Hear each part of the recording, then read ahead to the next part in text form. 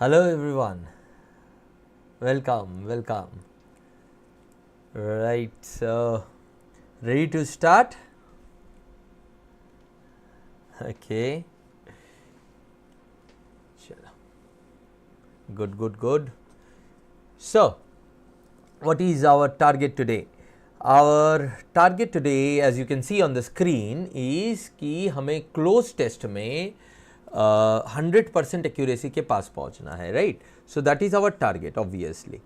और in this process हम लोग ऑब्वियसली बहुत सारे वर्ड्स सीखेंगे, राइट? कुछ तो अराउंड 20 वर्ड्स जो कि उन क्लोज टेस्ट के ऑप्शंस के थ्रू हमें मिलेंगे, जो शायद फ्रीक्वेंटली यूज वर्ड्स हैं, हमें पता ना हो, प्लस उनके साथ उनके सिनोनिम्स भी सीखेंगे। तो we will learn around 50 plus words, उनके यूसेज रादर। ओके, हो सकता है कि उन वर्ड्स को आपको पता है, बट उनके यूसेज पर्टिकुलर एरियाज में, that we will see, right? So that's the purpose of today. ये हमारा टारगेट है, 100% एक्यूरेसी के साथ cloze test with 4R technique obviously. अगर नहीं है तो मैं रिपीट कर दूंगा, चिंता मत करो। और 50 plus words in the process हम लोग सीख जाएंगे, right? Good evening Subhadra, good evening Aditya. चलो, very good. Hope audio and video is clear. Type in yes. Good evening Isha. चलिए, फैंटास्टिक। तो as you know, we all of us love games, and जैसे कि हम लोगों ने कल के सेशन में, कल के हमारे इंग्लिश मास्टर स्ट्रोक के सेशन में हमने डिसाइड किया था कि हम एक गेम से स्टार्ट करेंगे। अभी जो क्लासेस है हमारे, जो इंग्लिश के SBI क्लर्क में इसका जो मास्टर स्ट्रोक का बैच है, राइट? तो उसमें आज का गेम देखते हैं क्या है, right? Ready for the game? Good evening. अच्छा, साउंड क्लियर, वीडियो क्लियर, मस्त, very good. Sylvester, good evening. चलो, वेरी गुड। चल, गेम के लिए रेडी? हाँ, गेम से चालू करते हैं। मज़ा आया था कल के गेम में, आज और मज़ा आएगा। आज जो है मैंने कुछ अलग सोचा। कल वर्ड्स किए थे, आज मैंने सोचा कि क्यों ना हम कुछ ईडियम्स ले, राइट? तो ये रहा आपके सामने 4 सीन्स, इमेजेस, राइट? और आपका इनको इन ईडियम्स के साथ जो है यहाँ पे ABCD, यहाँ पे इनके साथ आपको रिलेट करना है। बहुत पॉपुलर सीन्स है। आई होप अगर आप मोस्टली आप लोगों ने देखा होगा। 1 इज़ एन इमेज, उसमें लिखा हुआ है, वो आप पढ़ ही पा रहे हो। 2 इज़ ऑब्वियसली हैरी पॉटर, जिसमें जो है मैड आई मूडी, जो हमें बाद में जाके पता चलता है नकली मैड आई मूडी मैल्फॉय को पनिश कर रहा है। और तीसरे नंबर पे बॉब विश्वास, कहानी का आइकॉनिक कैरेक्टर। एंड फोर्थ पे obviously Geet's from Jab We Met, right? So in scenes के साथ कौन कौन से आप एसोसिएट कर पाओगे इन इडियम्स को? ये है आपके इडियम्स ऑफ द डे, और यही है आज का गेम। Let's see. आदित्य ने आंसर किया D2। चलो देखते हैं बाकी लोग क्या कहते हैं। दिमाग लगाओ, दिमाग। सोचो कौन सा हो सकता है।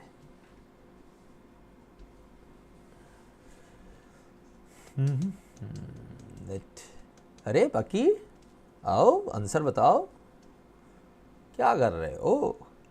इतना आसान है, नहीं हो रहा है? अरे कोशिश तो करो, क्या होगा? गलत होगा, गलती से मत डरो।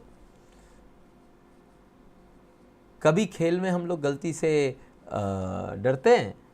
ओके, माही कहते हैं ए बॉब, मतलब ए का 3 के साथ है ना, राइट? मैच द फॉलोइंग है ये।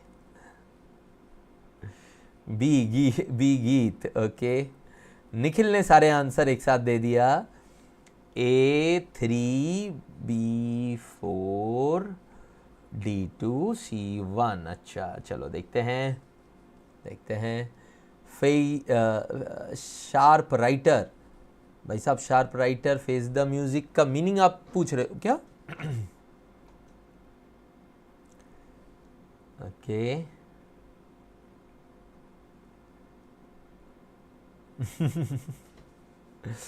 सुभद्रा, बॉब विश्वास आपका फेवरेट कैरेक्टर है, तो फिर आपसे डर के रहना पड़ेगा हैं? ओके चलो बताओ अब मैं, हाँ गुड। चला जिन जिन लोगों ने ट्राई किया वेरी गुड। साक्षी कहती है सी गीत, लेट्स सी। कुछ लोगों ने एकदम सही किया, कुछ लोगों ने कुछ सही किया, कुछ गलत किया, तो let's see. In cold blood का मतलब क्या होता है? इन कोल्ड ब्लड का मतलब होता है, आप लोगों ने सुना है कोल्ड ब्लडेड मर्डरर, राइट? तो इन कोल्ड ब्लड मतलब without any emotion, okay, without any emotion, है ना? तो इन चारों में विदाउट एनी इमोशन वाला सीन सबसे ज्यादा कौन सा पोर्ट्रे करता है?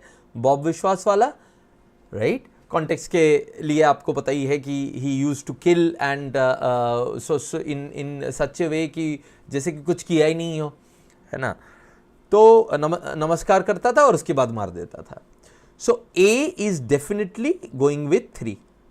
Give a piece of mind. Give a piece of mind का मतलब होता है कि इस इडियम का meaning is that you tell whatever is in your mind, जो तुम्हारे पास दूसरे के बारे में नॉर्मली थोड़ी सी नेगेटिव चीज़ें या फीडबैक, नेगेटिव नहीं भी हो तो फीडबैक कम से कम आप किसी को देते हो और पूरे एक साथ दे देते हो, तो इस प्रोसेस को give a piece of mind.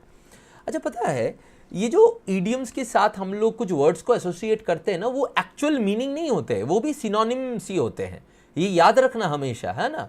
Actual meaning जो मैं आपको समझा के बोल रहा हूँ वो है, देखिए वर्ड्स के साथ फिर भी आपको एक वर्ड का दूसरा वर्ड क्लोज मीनिंग मिल जाएगा, दो वो भी सिनोनिम्स है। सिनोनिम और मीनिंग में डिफरेंस मैंने कल भी बताया था, कल के क्लास में भी, और आज भी मैं बता देता हूं, एक बार टच कर देता हूं। देखो मीनिंग मतलब है कि वो एक्चुअली मीन क्या करता है, सिनोनिम मतलब कि कुछ कॉन्टेक्स्ट में इस वर्ड को तुम दूसरे वर्ड से रिप्लेस कर सकते हो, राइट?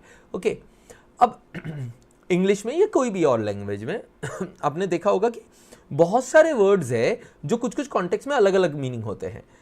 तो ये तो वर्ड्स की दुनिया है, बट ईडियम की दुनिया और अलग है। ईडियम में you will hardly find words that are exactly the same meaning of that idiom. वो कुछ कुछ कॉन्टेक्स्ट में उसके क्लोज जाएगा, बट एग्जैक्टली वो मीनिंग का नॉर्मली नहीं मिलता है हमें। तो मैं जो आपको एक्सप्लेन करके बोल रहा हूं, और इसीलिए ईडियम्स की आए भी है किसी भी लैंग्वेज में। मुहावरे क्यों आते हैं किसी लैंग्वेज में? क्योंकि कुछ ऐसा बोलना चाहते हो जिसका कोई वर्ड नहीं है, उसको हम किसी पोएटिक वे में हम लोग बोलते हैं। So give the piece of mind, यहां पे क्या हो रहा है? ऑब्वियसली गीत कर रही है उसके एक्स बॉयफ्रेंड को, अंशुमन नाम था शायद उसका, शाहिद कपूर का कैरेक्टर जो था वो उसको मोटिवेट करता है कि जाओ और उसको आदित्य शायद उसका नाम था, कि उसको कुछ बुरा भला कहो तो अच्छा लगेगा आपको। तो she gave her him a piece of mind. Won't hold water.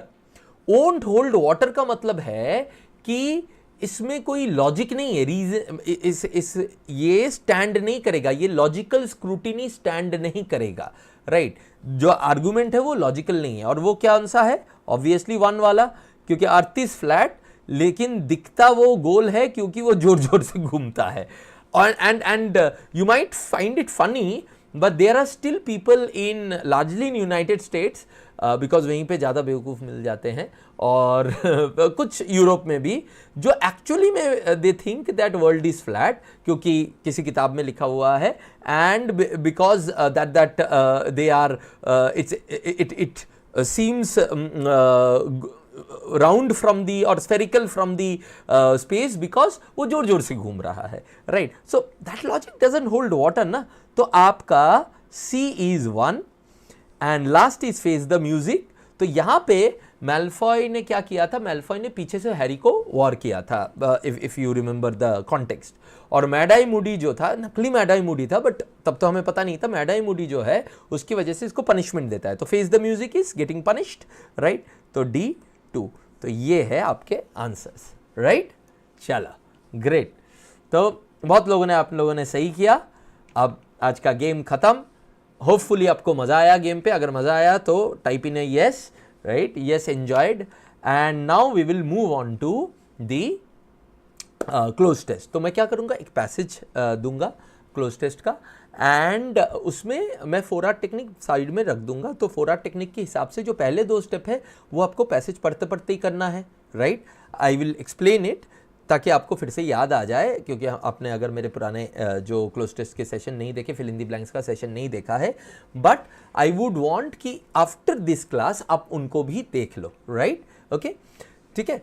तो ये है, ओ शिवानी तुम गेम मिस कर गए, चलो बाद में गेम अटेंड कर लेना, गेम को भी देख लेना, बहुत मज़ेदार गेम था। Okay, Aditya Sylvester says they enjoyed, very good very good. चलो अब और एंजॉय करते हैं, इस बार क्वेश्चन सॉल्व करके एंजॉय करते हैं। तो 4R technique of FIB and cloze test क्या है, हम पहली इस पूरे पैसेज को एक बार गो थ्रू कर लेते हैं, review the context, right, and we review the tone end of the sentence and blank. अगर हमारी रीडिंग अच्छी है, जैसे कि मैंने आपको रीडिंग कॉम्प्रिहेंशन क्लास में बोला किस तरह से रीड करना है, उससे अगर करना है तो हार्डली आपको 1 मिनट लगेगा इस पूरे पैसेज को पढ़ने में। पर इससे कॉन्टेक्स्ट और जो ब्लैंक्स है ना, उनके टोन आपको और वो नेगेटिव है, वो पार्ट किस तरह से है, एडजेक्टिव आएगा, नाउन आएगा, ये सारे आइडिया आ जाएंगे आपको। फिर हम ऑप्शंस में जाएंगे, क्वेश्चंस में जाएंगे, grammatical relevance of option and tentative meaning of the option से आंसर करेंगे, राइट, ओके। तो ये 2 काम आपको करना है। तो take 1 minute and read this, okay.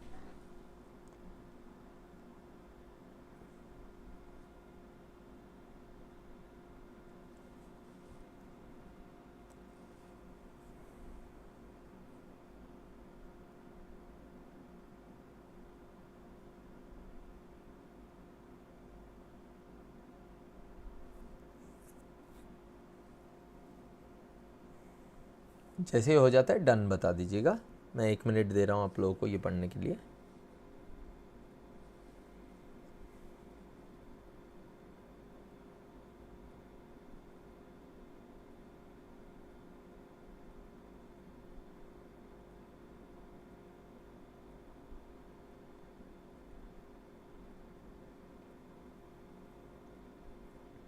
Done, Nikhil का हो गया, very good. Last 15 seconds. Shivani done, good.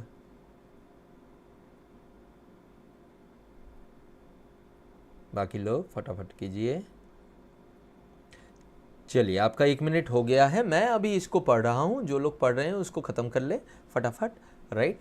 अब मैंने आपको जो बोला था वो मैं खुद करूँगा, right. Whenever a person lives in misery, he would like to destroy everything. Right, Aditya done, Isha done, very good very good. चलिए अभी देखते हैं, he would like to destroy everything. तो ये कॉन्टेक्स्ट है, मिजरी और डिस्ट्रक्शन के बीच में relation. Misery is blank, happiness is blank. तो दोस्त यहाँ पे नेगेटिव होना चाहिए, यहाँ पे पॉजिटिव होना चाहिए, right, okay. There is only one creativity, Ranjana done, good good. आगे अब सुनते रहो मेरा जो मेरा एनालिसिस है, आई होप आप लोगों ने भी यही किया है। There is only one creativity and that is of blissfulness, cheerfulness, delight. When you are delighted you want to create something, may be a toy for a child, something. But when you are blank, obviously ये misery को represent करता है, तो यहाँ पे भी negative ही आएगा। You want to crush and destroy something, creates some situation in which you can be destructive.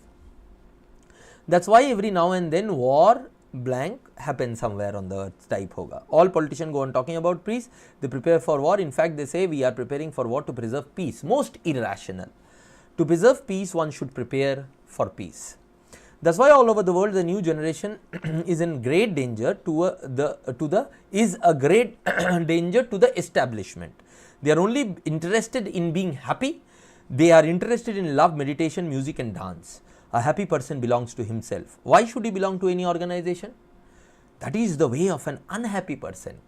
To belong to some organization, to belong to some crowd, one should be rooted in oneself, because the way from oneself moves deep down to God, to blank. तो यहाँ पे कुछ neutral होगा जो God या अपने से related हो, ऐसा कुछ. If you belong to a crowd you belong to an impasse and no further growth is possible. Beautiful passage, हाँ, very philosophical deep passage, but written very simply. मैं थोड़ा सा आप लोगों का टाइम लूँगा इस पैसेज को समझाने के लिए, बिकॉज इसकी गहराई जो है ये आपको समझनी इंपॉर्टेंट है, बिकॉज पैसेज भी बहुत प्यारा है, right. And then we will move. ऐसा नहीं कि इस पैसेज को एकदम क्लियरिटी के साथ समझोगे तभी जाके आप सारे ब्लैंक के आंसर्स कर पाओगे, नहीं, ऐसा नहीं है, राइट. जिस तरह से हमने अभी इसको एनालाइज किया ना कि कहाँ पे पॉजिटिव कहाँ पे नेगेटिव टोन आएगा, उसी के बेसिस पे और ग्रामर के बेसिस पे आप देखोगे वर्ड्स की थोड़े बहुत आइडिया रहेंगे तो हम लोग आंसर्स कर पाएंगे. ऑब्वियसली कहीं कहीं पे हमें ऑप्शंस के मीनिंग नहीं जो पता है वहाँ पे तो हम उनको करेंगे, और इसीलिए तो मैंने बोला कि we will learn more than 50 words. तो इस पैसेज का मतलब क्या है उसको पहले देख लेते हैं. तो इस पैसेज का मतलब क्या है कि जब भी आदमी मिजरी में होता है, ऑथर बोलता है, तब वो डिस्ट्रक्टिव होता है, राइट. एंड जब वो खुश होता है तब क्रिएटिव होता है, तब उसके अंदर अच्छे अच्छे आइडियाज़ आते हैं. अब देखो कितना, कल हम लोग बात नहीं कर रहे थे कि लर्निंग जो है एंजॉयमेंट होना चाहिए, ड्रैग नहीं होना चाहिए, वो आपको पेनफुल नहीं लगना चाहिए, वो आपको दुखी नहीं होना करेगा.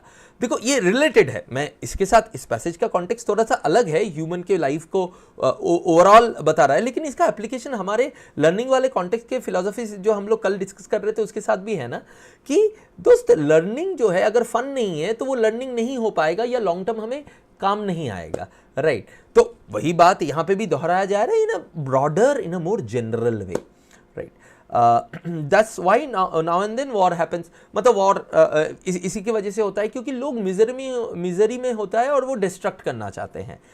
और ये जो नया जनरेशन है वो हैप्पी रहना चाहता है, वो सिर्फ अपने ऊपर फोकस करता है, खुद को हैप्पी करने में फोकस करता है, वो किसी गुट का पार्ट नहीं होना चाहता है, ग्रुप का पार्ट नहीं होना चाहता है, वो चाहता है खुद हैप्पी रहे, और इसी के थ्रू वो गॉड से कनेक्ट करता है और अपने आप को इनहैंस्ड पाता है.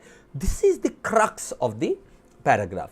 ये आप इसके साथ एग्री कर सकते हो, नहीं भी एग्री कर सकते हो, but it's a beautifully simply written but a deep philosophical passage, right.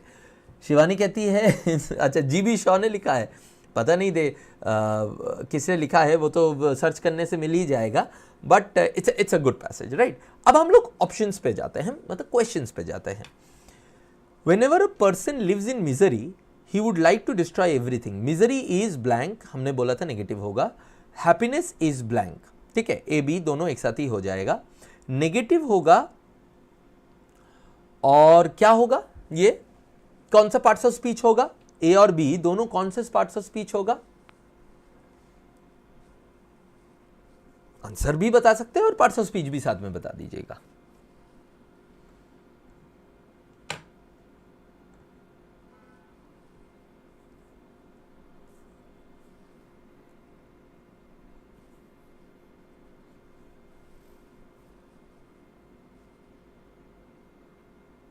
नहीं पवित्र, नाउन नहीं होगा, एडजेक्टिव होगा. मिजरी इटसेल्फ नाउन है ना. Yes Isha, very good, adjective होगा. मिजरी इटसेल्फ नाउन है ना, तो मिजरी कोई चीज है तो वो एडजेक्टिव होगा ना. Yes Aditya, very good, right. अब इसमें मैंने क्यों बोला कि कौन सा पार्ट्स ऑफ स्पीच होगा, क्योंकि पहले हम लोग उसको देखेंगे, ग्रामर को देखेंगे, थर्ड स्टेप हमारा है. तो बहुत सारे आंसर आने लगे, वेरी गुड वेरी गुड. तो अब यहां पे देखो ये तीनों जो है एडजेक्टिव है, ये जो है नाउन है, तो इसको एलिमिनेट कर सकते हैं, ठीक है, राइट. अब यहां पे नेगेटिव कौन सा है, नेगेटिव है डिस्ट्रक्टिव और नॉक्शियस. एफर्मेबल भी उस तरह से नेगेटिव नहीं है और इटर्नल भी नेगेटिव नहीं है, राइट. अब यहां पे आता है कि सर लेकिन अगर मुझे इनके मीनिंग्स नहीं पता है तो मैं शायद इसको नहीं कर पाऊंगा. ये सही होता अगर आपने पूरा पैसेज नहीं पढ़ा होता. आपने पूरा पैसेज पढ़ा होता तो आपको क्लियरली पता है कि डिस्ट्रक्शन की बात हो रही है, क्रशिंग की बात हो रही है, जब आदमी मिजरी में होता है, जब पर्सन मिजरी में होता है, तो उसके बेसिस पे कॉन्टेक्चुअली हम प्लेस ही कर सकते हैं कि यहां पे डिस्ट्रक्टिव होगा और कोई आंसर नहीं हो सकता है. दो नॉक्शियस नेगेटिव है, दो आपके पास मीनिंग अगर नहीं भी है तो भी आप डिस्ट्रक्टिव के ऊपर अपना दाव लगा सकते हो, because the context clearly states it, right? Okay, इस तरह से आंसर कर सकते थे, बट हमें तो सारे मीनिंग भी चाहिए ना। ओके, तो हमें अगर सारे मीनिंग चाहिए तो हम यहां पे वो मीनिंग देख लेते हैं। ओके, तो कैसे आंसर कर सकते थे मैंने बता दिया। अब ऑब्वियसली अगर आपको मीनिंग पता है तो ये और जल्दी डिसीजन ले पाओगे और इतना सोचना नहीं पड़ेगा। तो मीनिंग पहले इटर्नल की मीनिंग देते हैं। इटर्नल एक एडजेक्टिव है जिसका मीनिंग है something which exist for ever और हैपेंस टू ऑफन, बहुत ज्यादा फ्रीक्वेंसी के साथ होता है या हमेशा के लिए एग्जिस्ट करता है, इटर्नल, राइट? नॉर्मली यही मीनिंग यूज होता है, लेकिन कभी कभी राइटर जो है अपना क्रिएटिव लिबर्टी लेके ये भी यूज करता है, मैं बताऊंगा। एसोसिएट करते हैं पहले, एसोसिएशन। अच्छा, यहां पे ना मैंने लिखा है मास अप्रोच, इसको पहले एक बार बता देता हूं। मास अप्रोच ऑफ वोकैब बिल्डिंग, ये क्या है? देखो, मेरे दो अप्रोचेस है जो मैंने खुद डेवलप किए over this period of teaching, और जो दोनों जो है बहुत काम के हैं स्टूडेंट्स के लिए, even anyone who wants to build their vocab.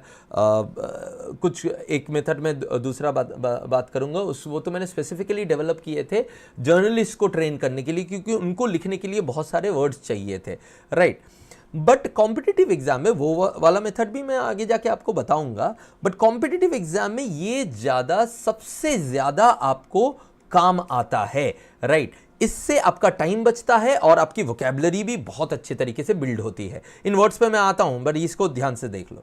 तो मेरे जो दो मेथड है, एक का नाम है रामसर मेथड और एक का नाम है मास मेथड, ठीक है? तो रामसर थोड़ा सा डिटेल्ड टेक्निक है, वो जब आपके पास ज़्यादा टाइम रहेगा तब आप कर सकते हो। आपको अगर इंग्लिश में वर्ड्स के ऊपर और मास्टरी चाहिए तब आप कर सकते हो उनको, वोकैबुलरी के ऊपर और मास्टरी चाहिए। नहीं तो अभी जो जैसे कि टाइम है 2 महीना 3 महीना, ऐसे पीरियड में you can focus on mass. What is mass? Mass means meaning, association and synonym, right? याद रहेगा, मीनिंग, एसोसिएशन, सिनोनिम। कोई भी वर्ड आपको पता नहीं है तो उसके साथ आप ये तीन चीजों को अपने कॉपी में, अपने वोकैब कॉपी में नोट कर दो, ठीक है, राइट? और जो आपका वोकैब कॉपी होगा उसको ना एकदम डिक्शनरी की तरह क्रैम्प अप मत करो, उसमें ना गैप रखो एक वर्ड और दूसरे वर्ड के बीच में। मान लो एक वर्ड आया, उसमें आपने मीनिंग लिखा, एसोसिएशन लिखने के बाद एक सेंटेंस लिखा एसोसिएशन में, राइट? या एसोसिएशन के में मैं डिटेल में थोड़ा सा बताऊंगा। और उसके बाद जो है आपने सिनोनिम्स लिखे, तो एसोसिएशन और सिनोनिम के बीच में और एक दो एसोसिएशन घुसा सकते हो, ऐसा गैप रखो, या सिनोनिम के बाद गैप रखो दूसरे वर्ड को लिखने से पहले, ताकि आगे जाके दूसरे एसोसिएशन लिख सकते हो अगर बाद में इस कॉपी को उठाओगे रिवीजन के लिए, राइट? तो अब वापस आते हैं इन वर्ड्स में। यस, मास, मीनिंग, एसोसिएशन, सिनोनिम। इटर्नल का मतलब क्या है? Something which exist for ever and और इट हैपेंस टू ऑफन। अब ये बहुत इंपॉर्टेंट है, मैं आपको बार बार बोलता रहता हूं ना कि यार वोकैब को ना रटो मत। वोकैब रटना is the worst thing that you can do for English language learning, और for that matter any language learning. सोचो, आप लोगों का कुछ मदर टंग होगा, राइट? कोई किसी का मदर टंग हिंदी होगा, किसी का मदर टंग बंगाली होगा, किसी का मदर टंग पंजाबी होगा, किसी का मदर टंग तमिल, मराठी, कुछ भी हो सकता है। पूरे इंडिया में अलग अलग मदर टंग हैं हमारे। तो हमने जब अपने लैंग्वेजेस सीखे थे तब क्या हमने डिक्शनरी से लिस्ट बना के वर्ड सीखे थे? उनके सिनोनिम एंटोनिम सीखे थे? उनके मीनिंग को हर बार नोट करके रखा था? कभी किया है? कभी हिंदी में किया है? अगर आप लोगों का सेकंड लैंग्वेज हिंदी था या आप लोगों का फर्स्ट लैंग्वेज हिंदी था, क्या बंगाली में किया है? अगर आपका फर्स्ट या सेकंड लैंग्वेज बंगाली था, कोई भी वर्नाकुलर मीडियम था, किया है? नहीं किया है। आपने क्या किया है? आप उसमें इंटरैक्ट किए, उसमें पढ़े, राइट? और कहीं कहीं कुछ वर्ड्स जो आपको पता नहीं थे उनको नोट करके रख देते थे। बट एक डिक्शनरी खुद का बनाना कभी करते थे? नहीं करते थे। हाँ, मैं समझ गया कि इंग्लिश एक फॉरेन लैंग्वेज है, उसमें बहुत सारे वर्ड्स आपको नहीं पता होते, तो एक जगह पे अगर फ्रीक्वेंटली यूज वर्ड्स आपके पास होंगे तो आपको थोड़ी सी आसानी होगी, कॉन्फिडेंस बिल्ड होगा, राइट? बट जो एक लैंग्वेज के लिए ट्रू है वो दूसरे लैंग्वेज के लिए भी ट्रू है। कॉन्फिडेंस बिल्ड होगा, यहां तक मैं मानता हूं, लेकिन उससे आपका इंग्लिश ट्रांसफॉर्म हो जाएगा, ऐसा नहीं होगा। जैसे आपका बंगाली नहीं हुआ, आपका हिंदी नहीं हुआ, आपका पंजाबी नहीं हुआ, आपका पंजाबी, हिंदी, बंगाली, मराठी, तमिल, जो भी लैंग्वेज है आपका मदर टंग, वो हुआ है उसको यूज करने से, वो अच्छा हुआ है इसको यूज करने से, उसको बार बार आपको दोहराने से, उसमें पढ़ने पे, राइट, उसी तरह से ही इंग्लिश आपका अच्छा होगा। Okay, so vocab would give you confidence, तो ये याद रखना। दूसरा, इसीलिए मैं कॉन्टेक्स्ट पे ज्यादा ध्यान देने को कहता हूं, क्योंकि कॉन्टेक्स्ट रीडिंग से आता है, और ये हमारा मास मेथड और रामसर मेथड दोनों कॉन्टेक्स्ट को इंक्लूड करता है। ये दोनों मेथड मैंने बहुत ध्यान से बनाए थे ताकि कॉन्टेक्स्ट को इंक्लूड करे। अब देखिए, मैंने बता दिया मीनिंग पे कि दो तरह के मीनिंग हो सकते हैं। इसमें मैं ये भी एक्सपेक्ट करके जा रहा हूं कि हो सकता है कि कुछ ऐसा मीनिंग हो जो मुझे पता नहीं हो, राइट। प्राइस ऑफ फ्रीडम, अब एसोसिएट कर रहा हूं, price of freedom is eternal vigilance. ये ना थॉमस जेफरसन, जो कि यूनाइटेड स्टेट्स के 3rd प्रेसिडेंट था, उनका एक बहुत पॉपुलर कोट है, राइट। तो ये कोट का मतलब क्या है समझो, कि फ्रीडम की जो प्राइस है वो है इटर्नल विजिलेंस। विजिलेंस मतलब समझते हो कि हमेशा चौकन्ना रहना पड़ेगा, विजिलेंस मतलब चौकन्ना, राइट।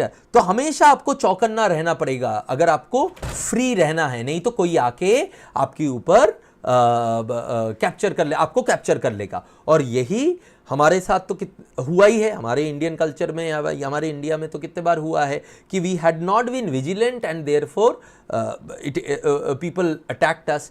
चाइना ने हमारे साथ 60s में किया था, 48 में पाकिस्तान ने किया था, राइट, उसके बाद भी पाकिस्तान ने कारगिल में किया था। तो ये जो है ना इटर्नल विजिलेंस, तो हमें अगर फ्री रहना है इटर्नल विजिलेंस होना है। कितना बढ़िया बताया था थॉमस जेफरसन ने। इनके synonym, everlasting, never ending, undying, perpetual. Everlasting जो हमेशा लास्ट करे, नेवर एंडिंग जो हमें एंड नहीं होता है, अनडाइंग और परपेचुअल जो एंड नहीं होता है। अब यहां पे देखिएगा कि ये जो वर्ड्स हैं, ये अगेन मैं रिपीट कर रहा हूं, सिनोनिम से डायरेक्ट मीनिंग नहीं है। डायरेक्ट मीनिंग सिर्फ इतना सा है। सिनोनिम्स एंड डायरेक्ट मीनिंग में फर्क ये है कि कुछ कॉन्टेक्स्ट में आप इटर्नल के जगह पे एवरलास्टिंग यूज कर सकते हो, कुछ कॉन्टेक्स्ट में नेवर एंडिंग यूज कर सकते हो, कुछ कॉन्टेक्स्ट में अनडाइंग, कुछ कॉन्टेक्स्ट में perpetual, right. Context to context differ करेगा और वो कॉन्टेक्स्ट आपको रीडिंग से आएगा। Is it clear, right, okay. ये है आपका मास मेथड। ये अगर आपके वोकैब कॉपी में जाएगा तो आपको मैं लिख के दे रहा हूं 3 महीने में आपका वोकैब कॉपी और आपकी इंग्लिश की कॉन्फिडेंस वर्ड्स के ऊपर रैदर, क्योंकि आप यूज भी कर रहे हो ना उन वर्ड्स को, इतना बढ़ जाएगा कि you would feel different about yourself in this language. और यही मैं कम से कम 18 से 20 बार मैं करके दिखाऊंगा आज। नेक्स्ट वर्ड इसमें था एफेमेरल।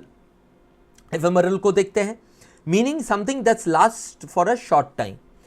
अगर इसमें आपने देखा, इसमें क्या हो रहा है, it is almost opposite to eternal, है ना, almost opposite to eternal. Obviously contextually differ करेगा बट ऑलमोस्ट ऑपोजिट। अब यहां पे और एक कोट मैं आप लोगों को बताता हूं, बहुत अच्छा लगा था मुझे कोट, इसीलिए आप लोगों के साथ शेयर किया। मैंने यहां पे क्या किया ना, कुछ मैंने खुद सेंटेंसेस बनाए, कुछ कोट्स बनाए। कोट्स जब हम सुनते हैं ना तब बड़े बड़े लोगों का ना जो डेप्थ ऑफ थॉट है ना वो हमें आता है, तो इसीलिए मैंने सोचा कि आपके साथ शेयर करूं। So the spoken word is ephemeral. Spoken word जो है वो last for a short time. The written word eternal, देखो इटर्नल भी यूज हो गया, okay. So something which exist for ever.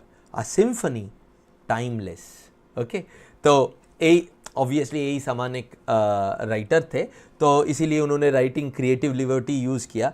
अब देखो यहाँ पे, इसीलिए मैं बोलता हूँ कॉन्टेक्स्ट कितना इंपॉर्टेंट है। आपको ये सेंटेंस पढ़ के ही समझ में आ गया कि हाँ, स्पोकन वर्ड कम टाइम के लिए होता है, something that last for a short time. Written word हमेशा के लिए रहता है, लेकिन सिम्फनी जो है ना उसका कोई प्राइसलेस, टाइमलेस वैल्यू है।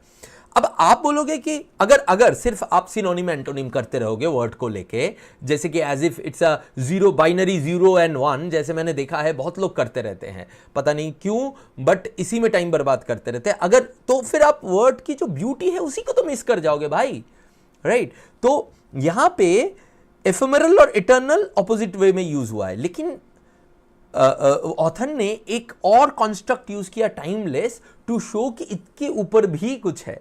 अब आप बोल ही सकते हो कि सर टाइमलेस और इटर्नल तो मोटा मोटा सेम ही हुआ ना, एकदम सेम हुआ, बट इस कॉन्टेक्स्ट में सेम नहीं हुआ, राइट। इस कॉन्टेक्स्ट में ये मान लो अगर 1 पे है, ये 2 पे है, ये 3 पे है, लेवल की बात कर रहा हूं, ठीक है, इसीलिए कॉन्टेक्स्ट इतना इंपॉर्टेंट है। सिनोनिम्स क्या होगा? सिनोनिम्स जो इसके प्लेस में हम यूज कर सकते हैं, transitory. Transient, short lived, fleeting, ये सारे सिनोनिम्स है जो एफेमरल के जगह पे आ सकता है, और एफेमरल और एटर्नल दोनों ही एडजेक्टिव है, ठीक है, राइट। लास्ट वर्ड यूज करेंगे नॉक्शियस, डेवास्टेशन मुझे पक्का ही पता है कि आप लोगों को पता ही होगा, राइट, तो उसको नहीं डिस्कस करेंगे, और ना ही डिस्ट्रक्टिव को। नॉक्शियस को करते हैं। नॉक्शियस का मतलब होता है used for a harmful substance और पर्सन, मतलब इसको हम लोग यूज किसके लिए करते हैं, अच्छा यूज्ड को ना मुझे ऐसे ब्रैकेट में रखना था, तो नॉक्शियस मतलब समथिंग हार्मफुल और समथिंग पॉइजनस, राइट, तो यूज फॉर ब्रैकेट में है, हाँ वो मैं टाइप करना भूल गया, ब्रैकेट इधर, ओके, तो यूज्ड फॉर मीनिंग का पार्ट नहीं है, कि हार्मफुल सब्सटेंस को रेफर करने के लिए यूज होता है। द एसोसिएट करते हैं, भोपाल गैस ट्रेजेडी तो आप सबको पता ही होगा, कितनी बड़ी और दर्दनाक एक चैप्टर था हमारे हिस्ट्री में, जो आपके भोपाल में मिथाइल आइसोसाइनेट एक प्लांट था, उस प्लांट से निकला था, and that noxious poisonous methyl isocyanate caused the Bhopal gas tragedy, okay. अगर आपने पता नहीं आपने वो सीरीज़ देखी है कि नहीं, एक सीरीज़ आई थी रेलवे मैन, जिसमें माधवन था और भी बहुत सारे लोग थे, तो that was a very very good series, तो उसमें भोपाल गैस ट्रेजेडी के बारे में बहुत कुछ बताया था। तो the gas was noxious, poisonous, okay. Synonym poisonous obviously, deadly, toxic, unpleasant, pernicious, right, pernicious.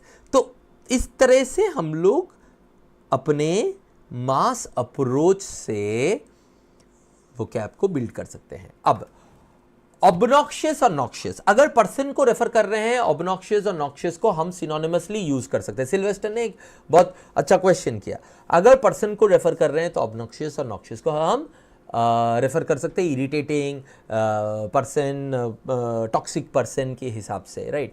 दो ऑब्नॉक्शियस कभी कभी ये ऑथर के ऊपर है, उसकी क्रिएटिव लिबर्टी के ऊपर है, तो ऑब्नॉक्शियस जो है, अच्छा सिल्वेस्टर, हाँ आपने एबनॉक्शियस लिखा था, अभी शिवानी ने लिखा तो मैंने नोटिस किया, मैंने जल्दी में से उसको ऑब्नॉक्शियस ही पढ़ लिया था, वो एबनॉक्शियस नहीं ऑब्नॉक्शियस है, वो शायद आपसे गलती से लिख गया होगा, तो एनीवेज, तो ऑब्नॉक्शियस जो है ना, OBNOXIOUS, ये है नॉर्मली हम लोग पर्सन के लिए यूज करते हैं, ठीक है, पर्सन के लिए यूज करते हैं, एंड अगर नॉक्शियस भी पर्सन के लिए यूज करते हैं तो ये आपका सिमिलर मीनिंग हुआ। बट ये जो ऐसी चीजें हैं इसके लिए noxious makes more sense, gases या स्मेल के लिए, ठीक है, राइट, और टॉक्सिक पर्सन, इस तरह की चीजों के लिए ऑब्नॉक्शियस ज्यादा यूज किया जाता है, राइट। तो मीनिंग बता दिया, लेकिन हमारा आंसर मोहताज नहीं था मीनिंग जानने का, वो ऑटोमेटिकली हो सकता था, हम लोग कॉन्टेक्स्ट से आंसर कर सकते थे कि नहीं, बताओ दोस्तों, ये तो कर सकते थे ना, राइट, हाँ, ठीक है। तो इसीलिए तो मैं इतने दावे के साथ बोल सकता हूं कि 100% एक्यूरेसी पॉसिबल है, नहीं तो 90% तो पॉसिबल है ही है। अगर 10 क्वेश्चन है 9 हम लोग सही कर सकते हैं, ठीक। नेक्स्ट क्वेश्चन करोगे, चलो नेक्स्ट क्वेश्चन करो, चलो 30 सेकेंड्स लो, ज्यादा नहीं, 30 सेकेंड्स में आपका नेक्स्ट क्वेश्चन होना चाहिए।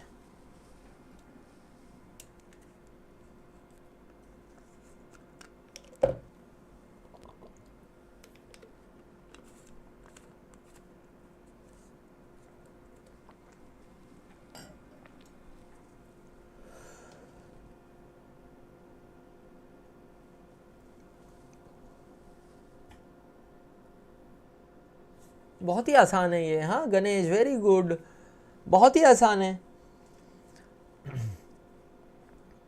एकदम एकदम शिवानी, राइट आदित्य। देखो आएगा तो एडजेक्टिव ही है ना, तो अगर एडजेक्टिव आएगा तो दोस्त ये नहीं आ सकता है, ये दोनों आ सकते हैं, लेकिन देख लेते हैं। बट कॉन्टेक्स्ट से हमें पूरा क्लियर है कि ये क्रिएटिविटी की ही बात करेंगे, कॉन्टेक्स्ट से पूरा क्लियर है, ओके। तो ये एलिमिनेट हो गया कॉन्टेक्स्ट से, ये तीनों में से सिर्फ क्रिएटिव हो सकता है, देयरफॉर वी विल मार्क ए, ठीक, ओके, करेक्ट, वेरी गुड।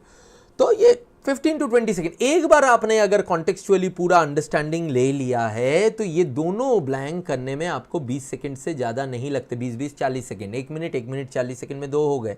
अभी देखो आगे और 1-1.5 मिनट में आपके बाकी 3 भी हो जाएंगे। तो क्या होगा, 3 मिनट में हमारे 5 क्वेश्चन, 5 नंबर मिल जाएंगे। और ये मेंस लेवल के क्वेश्चंस हम लोग कर रहे हैं, ठीक है। नेक्स्ट, अच्छा मेंस लेवल में फिर से बोल रहा हूं, मेंस लेवल का मतलब क्या है? मेंस लेवल का मतलब है कि मिक्स एंड मैच दोनों रहते हैं मेंस में, उनको आइडेंटिफाई करने का हमारे अंदर कैपेबिलिटी होना चाहिए। जैसे क्लोज टेस्ट मेरे लिए इजी होगा कि नहीं होगा, ये आइडेंटिफाई करने का कैपेबिलिटी होना चाहिए। इसके ऊपर मैंने डिटेल में कल वर्ड रिप्लेसमेंट वाले क्लास में बात किया है। जिन जिन लोगों ने नहीं देखा उसको ज़रूर जाके देख लेना, बहुत ही हेल्प होगा। ऑब्वियसली इस सीरीज़ के सारे ही लेक्चर देख लेना, बहुत ही हेल्प होगा ना। अब अच्छा, गणेश ने शायद पूछा था कि सर राम सर के बारे में भी बता दो। देखो गणेश, तो राम सर के बारे में हम लोग बाद में कभी डिस्कस करेंगे, वो एक अलग ही डिस्कशन है। और बट आपके लिए मैं बताऊंगा कि आप लोगों के लिए मास ही काफ़ी है आपको एक बहुत अच्छा लेवल देने में, आपके कॉन्फिडेंस में, आपके वर्ड लिस्ट में, ठीक है, राइट। तो राम सर में हम लोग थोड़ा सा और डिटेल में जाते हैं, वर्ड के रूट्स में जाते हैं, राइट, उनके निमोनिक्स में जाते हैं, ओके। तो यहाँ पे भी आप निमोनिक्स यूज़ कर सकते हो एसोसिएशन में, बताऊंगा कभी कोई वर्ड आएगा तो। अच्छा, एसोसिएशन में इमेज यूज़ कर सकते हो, अगर कोई मेंटल इमेज है उसको लिख लिया कि इस इमेज के साथ हम लोग वो करेंगे।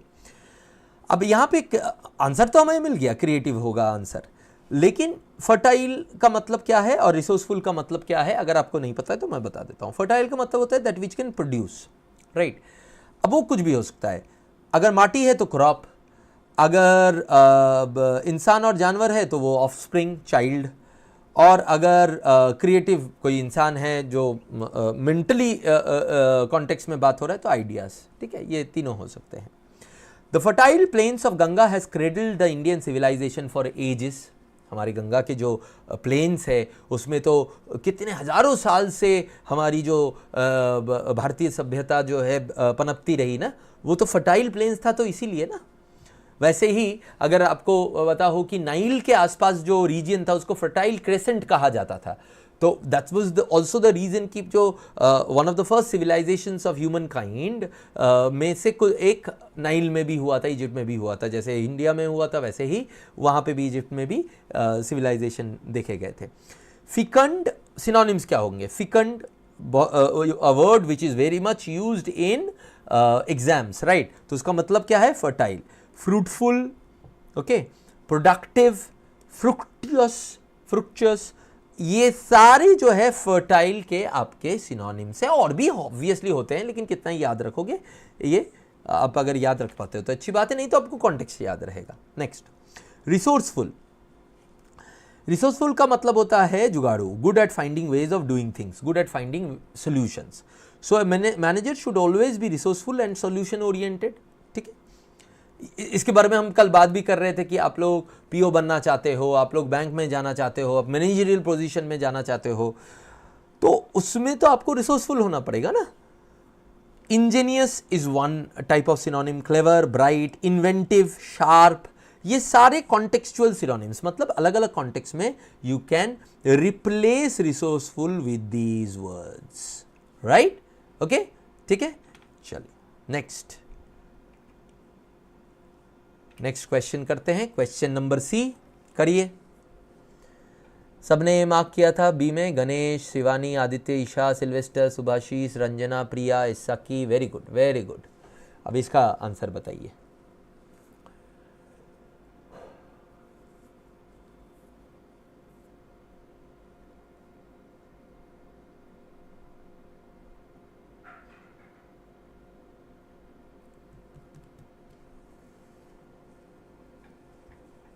वाह, सिल्वेस्टर ने पहला आंसर दिया, वेरी गुड। फिर गणेश, बहुत अच्छा, अरे वाह निखिल, बाकी जल्दी दो। ईशा, वाह, ईशा ने पहला आंसर दिया था, okay, I am sorry, Isha ने पहले आंसर दिया था। फिर Ranjana, Aditya, good, let's see, and all of you are correct, B ही होगा इसका answer. But when you are, बहुत ही क्लियर है कॉन्टेक्स्ट से कि मिजरेबल होगा, but when you are miserable, आप क्रश डिस्ट्रॉय कब करना चाहते हो? यहां से कॉन्टेक्स्ट क्लियर है कि जब मिजरेबल हो गए। अच्छा, यहां पे एक चीज है, मिजरेबल, ग्लूमी, ये ग्लूमी अगर होता तो एक डाउट होता, क्यों? क्योंकि ग्लूम भी सिमिलर वर्ड है, राइट? ऑब्वियसली मिजरेबल वर्ड क्योंकि एकदम कट टू कट यूज हुआ है तो हम लोग फिर भी शायद वो लेते, मिजरेबल लेते, बट स्टिल एक डाउट आ सकता था। बट यहाँ पे तो वो भी नहीं आ सकता था, wrong parts of speech, right? Awfully wrong parts of speech. Dismal दो पार्ट्स ऑफ स्पीच ठीक है, लेकिन मिजरेबल और डिजमल में मिजरेबल ही लेंगे, एंड हैप्पी तो हो ही नहीं सकता, कॉन्टेक्चुअली रॉन्ग है, right? So your answer is B, perfect, very good. चलो नेक्स्ट डी, उसमें कोई वर्ड ऐसा मुझे लगा नहीं कि आपको नहीं पता होगा, तो इसलिए मैंने डाला नहीं था। डी वाला बताओ।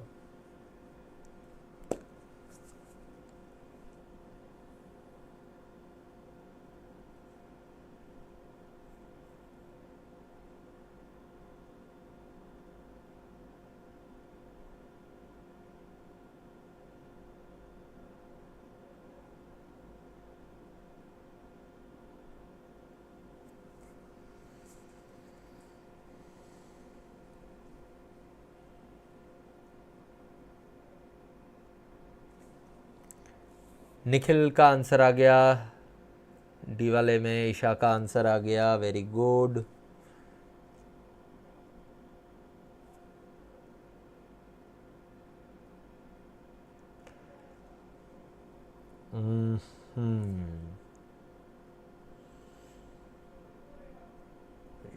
आदित्य, रंजना, चलिए देखते हैं इसको, देखते हैं किसका सही हुआ किसका नहीं हुआ।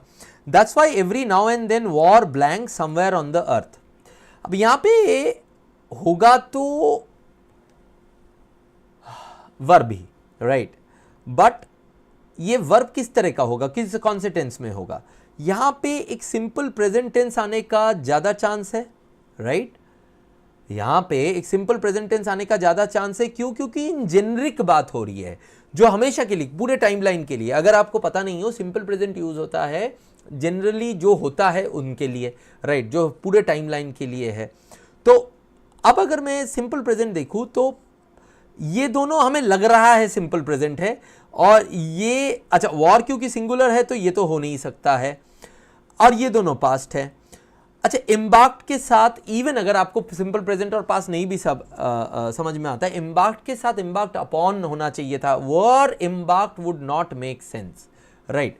इमर्ज हो नहीं सकता क्योंकि वो सिंगुलर नहीं है। अच्छा, अब आपके पास कमेंस्ड, अच्छा कमेंस्ड इज इज कमेंस्ड होगा। वॉर अगर कमेंस्ड होगा तो कमेंस्ड के साथ हम क्या बोलते हैं? War is commenced, right? तो यहां पे भी कॉन्टेक्चुअली ग्रामेटिकली ये दोनों नहीं आ सकता है। तो आपके पास बचता क्या है? Popups and erupts. अब बहुत लोगों ने, मुझे पक्का ही पता है आप में से बहुत लोगों ने पॉपअप्स को मिस्टेकनली पॉप्स अप सोचा है। अगर ये पॉप्स अप होता तो हो सकता था, पर पॉप अप नहीं हो सकता ना। पॉप अप्स, एस कहां लगा हुआ है? यूपी के बाद। अप के बाद अगर एस लगा हुआ है, इसका मतलब है कंप्यूटर में जो आपका वो नहीं आता है, अरे पॉपअप विंडो नहीं खुल जाता है, उसको रेफर कर रहा है। इस कॉन्टेक्स्ट में वो जा सकता है क्या? इस कॉन्टेक्स्ट में किसी भी तरह से जा सकता है क्या, राइट? तो यहां पे सिर्फ और सिर्फ इरप्ट्स आ सकता है, दो, सिर्फ और सिर्फ इरप्ट्स। मैं फिर से एक्सप्लेन कर रहा हूं, ध्यान से सुनिएगा। वॉर कमेंस्ड कोई राइट यूसेज नहीं है, आपको वॉर इज कमेंस्ड बोलना चाहिए, ठीक है?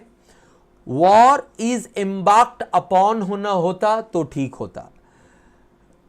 पॉप अप्स गलत वर्ड है, इरप्ट्स सही वर्ड भी है। इरप्ट्स मतलब क्या है वो मैं डिटेल में बताऊंगा, बट इरप्ट्स सही वर्ड भी है, सही टेंस में भी है।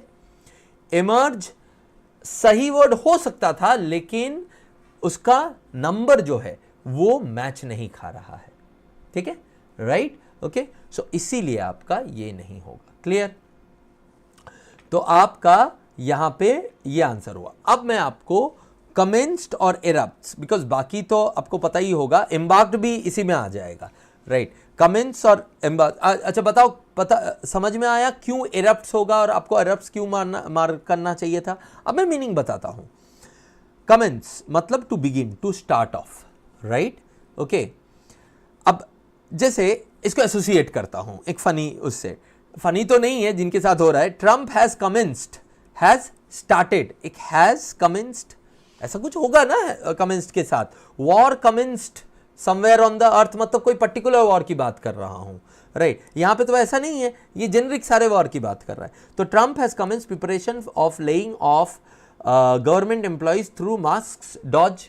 ये तो आप लोगों को पता ही है, आप लोग जनरल अवेयरनेस पढ़ते ही हो कि डॉज जो है क्या है, वो डिपार्टमेंट ऑफ गवर्नमेंट एफिशिएंसी है ना, राइट। तो डॉज जो है उसका काम क्या बन गया है कि गवर्नमेंट एम्प्लॉइज को है नौकरी से निकालो किसी तरह से, राइट। तो वही हुआ है, तो ट्रंप यही कर रहा है, तो वो कमेंस्ड का यूज हो गया। अब कमेंस्ड के सिनोनिम्स देखो, venture embarked, embarked is also used for boarding a ship, boarding an airplane, और embarked starting off something new उसके लिए भी यूज होता है। तो commenced and embarked are synonymous but not एकदम same meaning but synonymous, right, can be used in certain context one for the other, okay, right। तो embarked भी हो गया आपका। erupts मतलब क्या है, to start suddenly और to explode। जैसे आपको अगर याद होगा, एक सेंटेंस हमने महाभारत से उठाया, मतलब बनाया, Arjun erupted in anger and decimated Kaurava सेना to reach जयद्रथ। आप लोगों को तो कहानी ये पता ही होगा कि जब अभिमन्यु चक्रव्यूह में फंस जाते हैं और अभिमन्यु का वध होता है, तो उसके अगले दिन जो है अर्जुन ने पढ़ लिया होता है कि अगर वो जयद्रथ, बिकॉज जयद्रथ ने ही बाकी पांडवों को घुसने नहीं दिया था उस चक्रव्यूह के अंदर, right, because Jayadratha had the power boon to stop them for one day. तो जयद्रथ अगर नहीं रोकता तो वो अंदर चले जाते और बचा लेते शायद अभिमन्यु को। तो अर्जुन ने बोला था कि जयद्रथ को मैं मार दूंगा या तो मैं अपना जो है गांडीव छोड़ दूंगा, अगले दिन का उनका वचन था। तो उसकी वजह से अब क्या किया, कौरव सेना ने पूरा जयद्रथ को जो है सेंटर पे रखते हुए उसके आजू बाजू से पूरा कौरव सेना जो है आ गया, और अर्जुन ने thousands पीपल ऑफ कौरव उन्होंने मारा टू रीच जयद्रथ। और ये तो आप लोगों को पता ही होगा कि आखिर में जब वो ही रीच्ड जयद्रथ, तब जो है सनसेट होने वाला था। एंड अच्छा, उन्होंने बोला था क्योंकि महाभारत का वार सूर्यास्त के उससे होता, तो जस्ट टू गिव, और तब उन्होंने जयद्रथ तक पहुंचे नहीं थे अर्जुन। तो श्री कृष्ण ने क्या किया, अपने सुदर्शन चक्र से जो सन थे उनको उसकी जो किरणें थी उसको ब्लॉक कर दिया। तो Jayadratha thought that he has the sun has set and Arjun would do that, but actually में क्या था कि that was Krishna did that so that Jayadratha comes out, नहीं तो अर्जुन लड़ाई छोड़ देते, फिर क्या होता, राइट। तो जयद्रथ फिर उस चक्कर में आ जाते हैं और फिर उनको मार दिया जाता है, ठीक है। तो इट्स लाइक दैट। एनीवेज, मैं कहानी में चला गया, but again as you know कि कहानी are very important and story these adds fun to our learning तो होगा ही होगा, और हमारा लर्निंग का जो एसोसिएशन है ना हमेशा याद रहेगा। तो अर्जुन का जो वो एंगर था कि उसके उनके बेटे को मारा गया है, that was eruption like a volcano, और हजारों की तादाद में उन्होंने मार दिया था कौरव सेना को। So burst forth, flare up, emit, belch, ये सारे जो है सिनोनिम्स है इरप्ट्स के। और भी मैं एक बात बताऊं, इरप्ट्स का और एक चीज जो होता है, पॉजिटिव यूज भी होता है। जैसे मान लो अभी चैंपियंस ट्रॉफी जीते, तो दुबई में वो स्टेडियम कैसे हर्ष उल्लास से इरप्ट कर गया था, तो वो भी इरप्शन हम लोग यूज करते हैं आजकल, पहले नहीं यूज होता था, आजकल वो यूज होता है, राइट, ओके।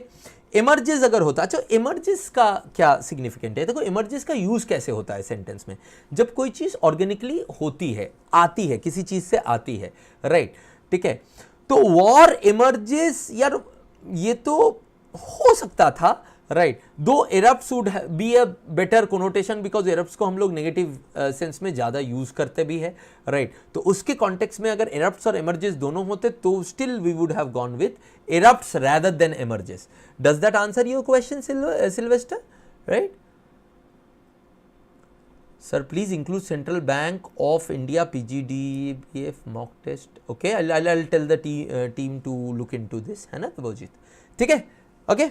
चलो, मजा आया स्टोरी सुन के। चलो आगे बढ़ते हैं, क्वेश्चन नंबर ई करते हैं।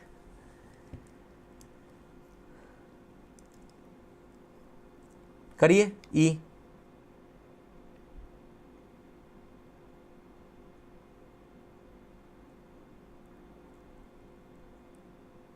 Good good.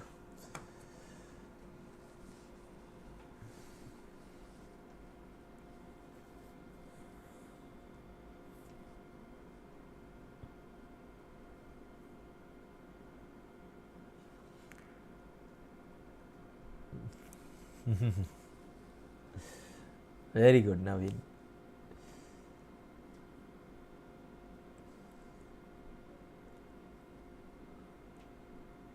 पढ़ाई किया और मज़ा नहीं आया तो क्या बात हुआ, नहीं।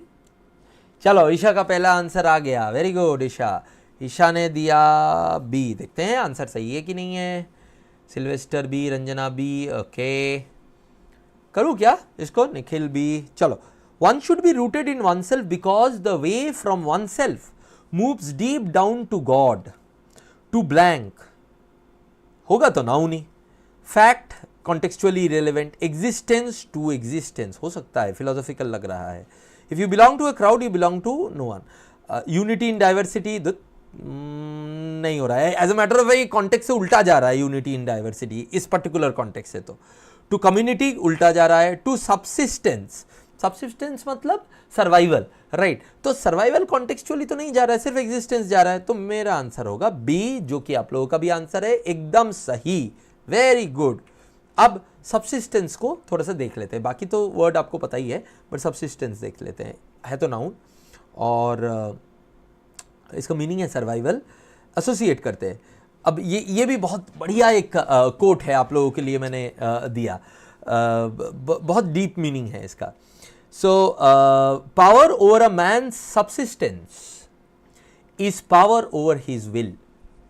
इसका मास मैंने किया तो एसोसिएशन में क्या किया, power over a man subsistence is power over his will. ये किसने कहा ने, अलेक्जेंडर हैमिल्टन। अलेक्जेंडर हैमिल्टन भी यूएस के फाउंडिंग फादर थे, जैसे थॉमस जेफरसन थे, George Washington, Thomas Jefferson, Benjamin Franklin, Alexander Hamilton, right. तो ये सारे जो है ना ये फाउंडिंग फादर्स ऑफ अमेरिका थे। तो उनका कहना था कि अगर आपने, सोचो क्या बोल रहे हैं ये, अगर आपने एक इंसान का सबसिस्टेंस, सर्वाइवल के ऊपर पावर ले आए, कंट्रोल ले आए, तो उस इंसान के थॉट के ऊपर, विल के ऊपर, फ्रीडम के ऊपर आपका कंट्रोल आ जाएगा। ये तो सही बात है ना। जो मजबूर आदमी होता है वो तो आप जो बोलोगे वही कर लेगा, राइट। अगर उसकी सर्वाइवल स्टेक है तो सही गलत क्या है, उसका खुद का विल वहां पे मैटर ही नहीं करता है। जबरदस्ती उससे जो करवाया जाएगा वो वही करेगा, अगर वो उससे एग्री नहीं भी करता है तो भी करेगा, right. Okay, so very very beautiful ना। ओके, तो सिनोनिम्स इसका क्या होगा, मेंटेनेंस, सपोर्ट, लाइवलीहुड, अपकीप, ये सारे सबसिस्टेंस के मेंटेनेंस है। Obviously subsistence therefore does not go with the context here, there और एग्जिस्टेंस होगा, बट बिना मीनिंग के भी आप इसको आंसर कर सकते थे।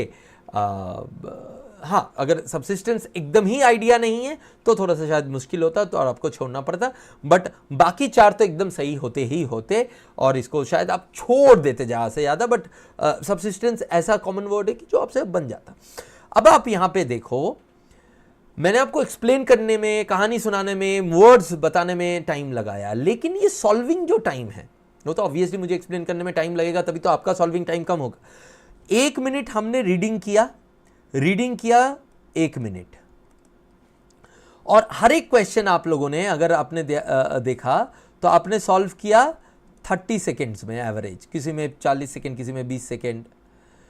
तो टोटल टाइम आपका जो हुआ 2.5 + 1 3 मिनट टू 3.5 मिनट में आपको 5 नंबर आ गए।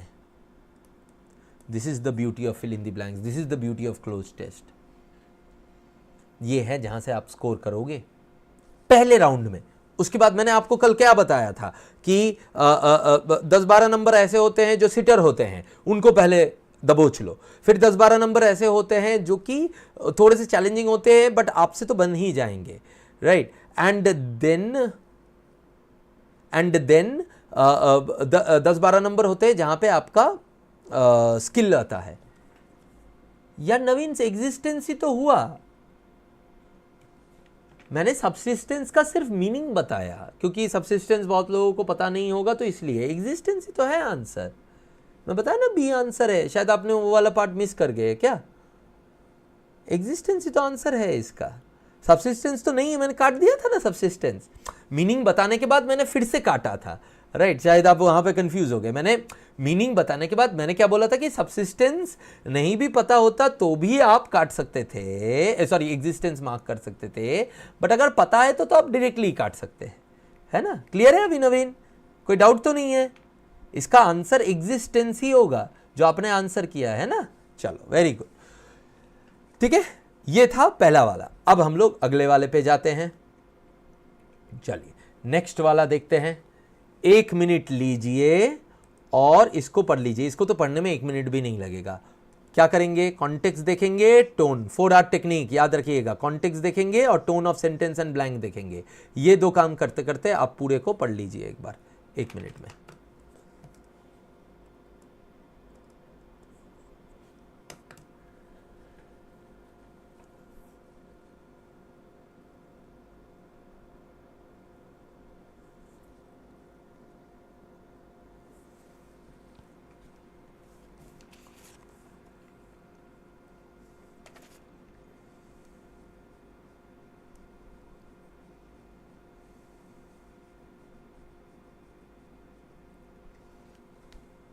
अगर पढ़ना हो जाए तो बता दीजिएगा।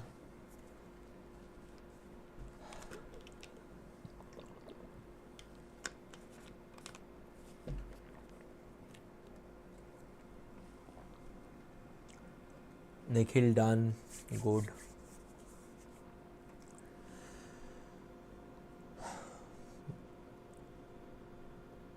बाकी चलो मैं पढ़ूँ अभी, 1 मिनट हो गया है। हाँ दोस्तों, मैं पढ़ता हूँ। हाँ, और वही वाला काम बोलता हूँ जो आपको मैंने दिया है। Higher education finds itself trapped in a blank quandary. Mostly adjective होगा और शायद नेगेटिव साउंडिंग ही होगा क्योंकि ट्रैप्ड यूज़ किया गया है। दानिशा, चलो गुड है। On the one hand employers have voiced increasing concerns about the disconnect between education and employability. Aditya, Sylvester, Ranjana, very good, done. चलो अब मैं इसको पढ़ रहा हूँ, इसको ध्यान से सुनना। हाँ, on the other hand the cost of education is growing blank. तो यहाँ पे कोई एडवर्ब आएगा, ग्रोइंग, इज ग्रोइंग लिखा है, कोई एडवर्ब टाइप कुछ आएगा, right. In the US for example tuition fees have, यहाँ पे ग्रामर डालने की जरूरत नहीं है, यहाँ पे टोन और कॉन्टेक्स्ट ही कहना है कि ग्रोइंग हाई जल्दी ही ग्रो कर रहा होगा, ऐसा कुछ होगा।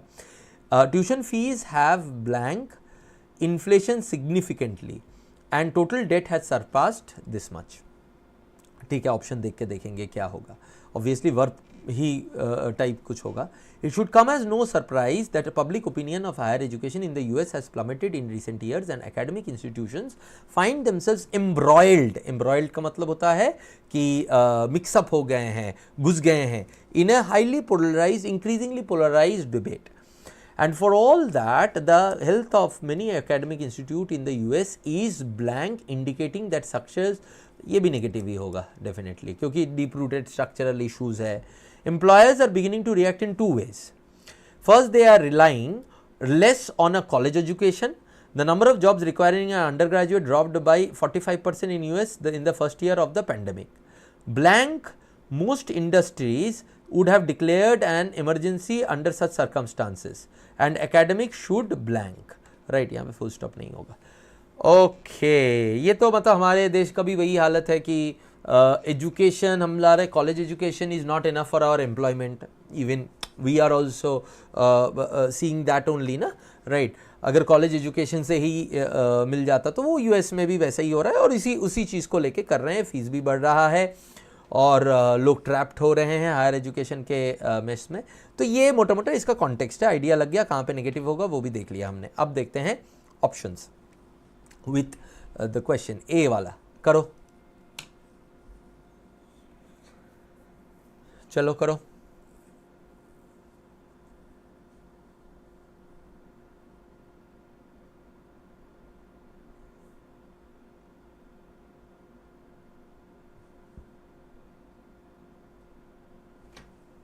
30 सेकेंड्स में होना चाहिए, ये होगा तो 30 सेकेंड्स में होगा, नहीं तो ये इसमें आप कंफ्यूज रहोगे, तो इसकी वजह से नहीं होगा।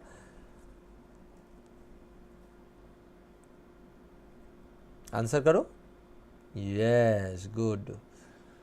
चलो देखते हैं आपका आंसर सही है कि नहीं है, whether your answer is correct or not. Nikhil, Sylvester, N, Isha, okay. So let's see this. ये नेगेटिव होगा, गणेश ने भी आंसर किया, शुभम ने भी आंसर किया, वेरी गुड वेरी गुड। अब देखो यह नेगेटिव होगा, अब नेगेटिव होगा और एडजेक्टिव होगा, ये दोनों हमने आइडेंटिफाई कर लिया है। पर्टर्ब नहीं हो सकता है, एगोनी नहीं हो सकता है, दोनों एडजेक्टिव नहीं है। डिस्ट्रेसिंग, वेक्सिंग और एफेबल एडजेक्टिव है, राइट। इसमें से एफेबल पॉजिटिव है, अगर मीनिंग पता है आपको तो पता रहेगा। वेक्सिंग और डिस्ट्रेसिंग नेगेटिव है, राइट। अब यहां पे if you know the meaning of distressing, even if you do not know the meaning of vexing and affable, which you would know in some time, if you know the meaning of distressing, आप context के साथ identify कर सकते हो कि इसमें distressing जाएगा।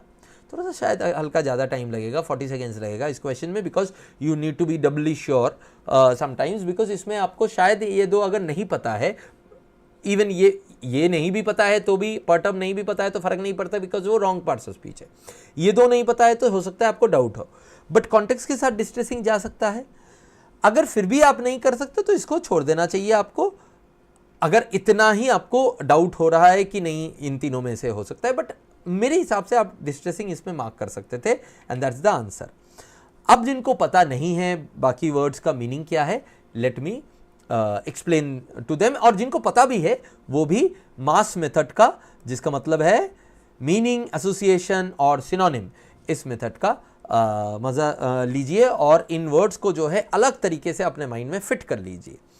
पर्टर्ब verb है, पर्टर्ब एक वर्ब है, हाँ, उसका मीनिंग है टू मेक समवन वरीड और अपसेट, ठीक है, डिस्टर्ब करना। जैसे Dasharath was perturbed by the boons Kaikeyi asked of him, तो ये आपको सबको पता है कि जब दी युवराज सारे आए, जो राजकुमार थे सब आए, एंड श्री राम का कोरोनेशन का टाइम आ रहा था, so then Kaikeyi asked for 3 boons from Dasharath, and ये तीनों बून्स जो है दशरथ ने तब दिए थे जब कैकेयी ने, Kaikeyi was a warrior princess, हाँ, राइट। तो कैकेयी ने जब दशरथ को बचाया था एक इन अ वॉर, जिसमें दशरथ कुड हैव डाइड और कैकेयी ने उनको बचाया था, राइट। तो उसके उसमें तो and Kaikeyi left it for years and asked it when Ram was to be coronated, and asked the main, obviously the main boon out of that was कि उनके जगह पे भरत को आपको बनाना चाहिए युवराज और बाद में राजा, right. So and then obviously उनका श्री राम का वनवास भी था, उसमें वो सब कुछ तो था ही। So Dasharath was perturbed, disturbed by the boons, बाद में तो he went to depression and he died, वो अलग बात है, बट जब कैकेयी ने ये बून्स मांगे थे तब he was very perturbed. So synonyms क्या होंगे, worried, unsettle, disturb, concern, trouble, तो ये सारे सिनोनिम्स होंगे इसके। तो ये हो गया पर्टर्ब, अगर आपको मीनिंग नहीं पता है तो ये है। वेक्स, वेक्स का मीनिंग टू अनॉय और टू इरिटेट। अब इसमें मैंने एक सेंटेंस सोचा कि यार हम अपने बारे में अगर कोई बैकबाइटिंग करता है, गॉसिप करता है, तो कितना दुख होता है, कितना बुरा लगता है, और फिर हम वही काम जो है दूसरों के लिए करते हैं तब ये नहीं सोचते हैं, तो ये तो हिपोक्रेसी हुआ ना, राइट। तो it vexes us, it irritates us, it annoys us that people gossip about us behind our back, and still we ourselves do it with others. मैं ये नहीं बोल रहा हूँ आप करते हो, आप नहीं करते होंगे, बट बहुत लोग ऐसा करते हैं, पर वो ये खुद नहीं सोचते, वो खुद अनॉय होते हैं कि उनके बारे में कोई अगर पीठ पीछे कुछ बोले, लेकिन खुद ये नहीं सोचते हैं ये खुद करते वक्त। राइट। ओके, सो यहाँ पे विक्सिस का कॉन्टेक्चुअल यूसेज है।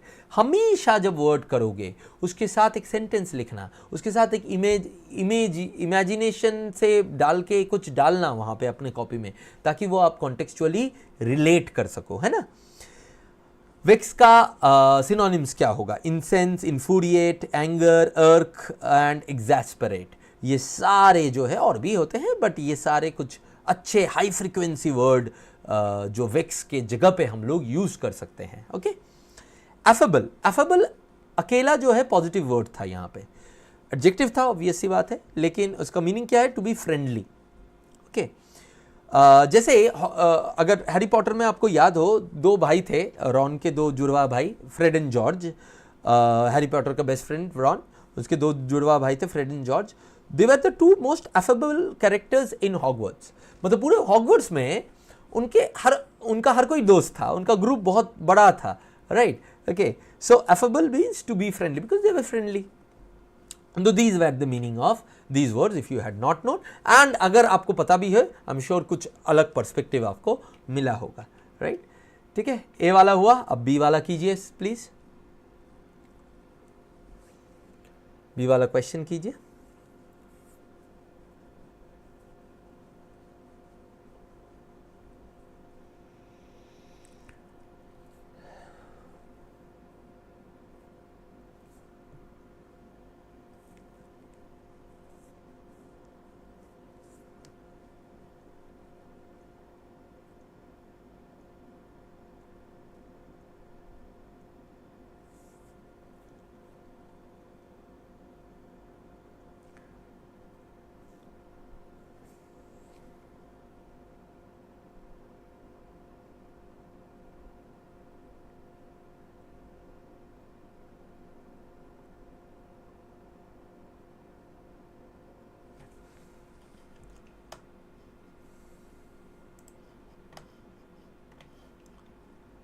Let me see one thing.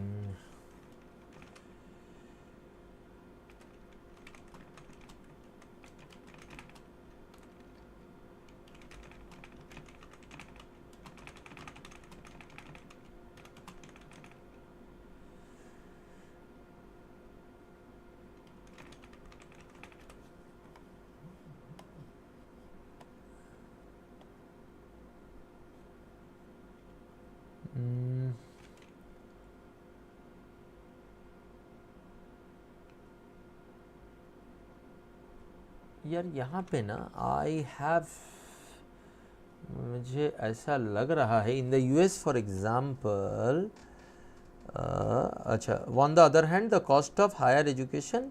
यार ये तो क्यों डाउट हो रहा है? शुभम, आपको क्यों लग रहा है ये, सॉरी शुभम बोल रहा हूँ, किसने दिमाग किया, हाँ अभिषेक, अभिषेक आपको क्यों लग रहा है ये एक्सपोनेंशियल होगा?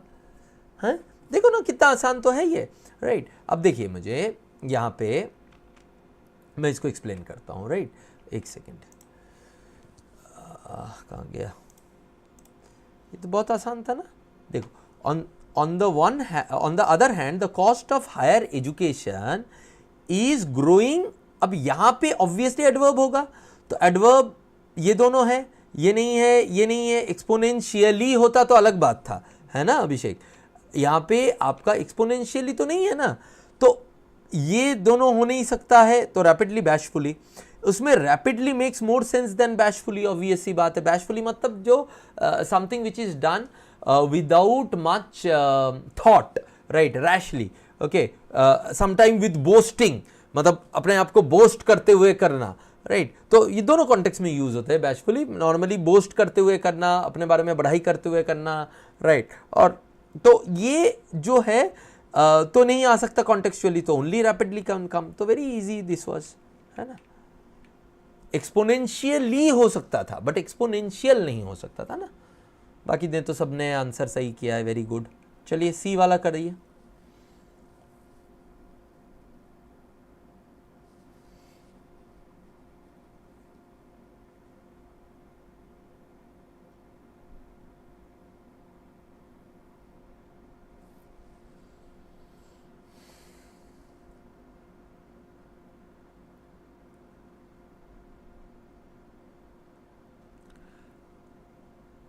हाँ नवीन, वो मेरी शाइन पे जो एरर वाला वीडियो है वो एनफ होगा। एक वैसा ही सिमिलर वीडियो में हिंदी में आई एम प्लानिंग, राइट। ये वाला जो हमारा जो सीरीज़ है ये एक बार ख़त्म हो जाएगा तो वो मैं हिंदी में भी प्लान कर रहा हूँ, बट ऑब्वियसली वो तो है ही है।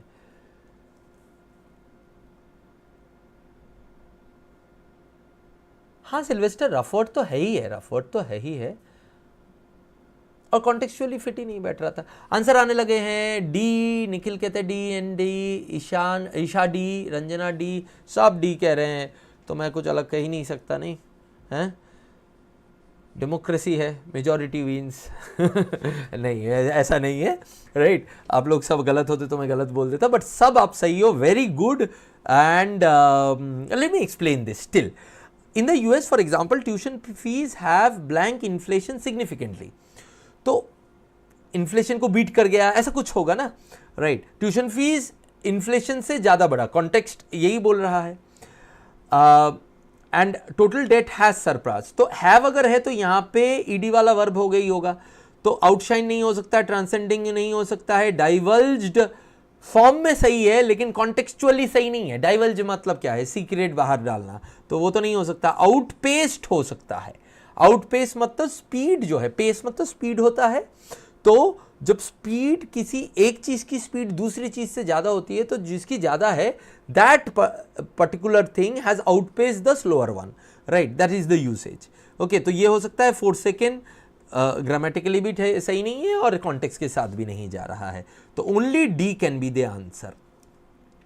पर इसमें कुछ वर्ड हो सकते हैं जो आपको नहीं पता है, और आपको अगर पता भी है तो उस तरह से नहीं पता है जिस तरह से आपको मतलब कैसे यूज करना है, तो मैं उनके बारे में बता दूं, राइट।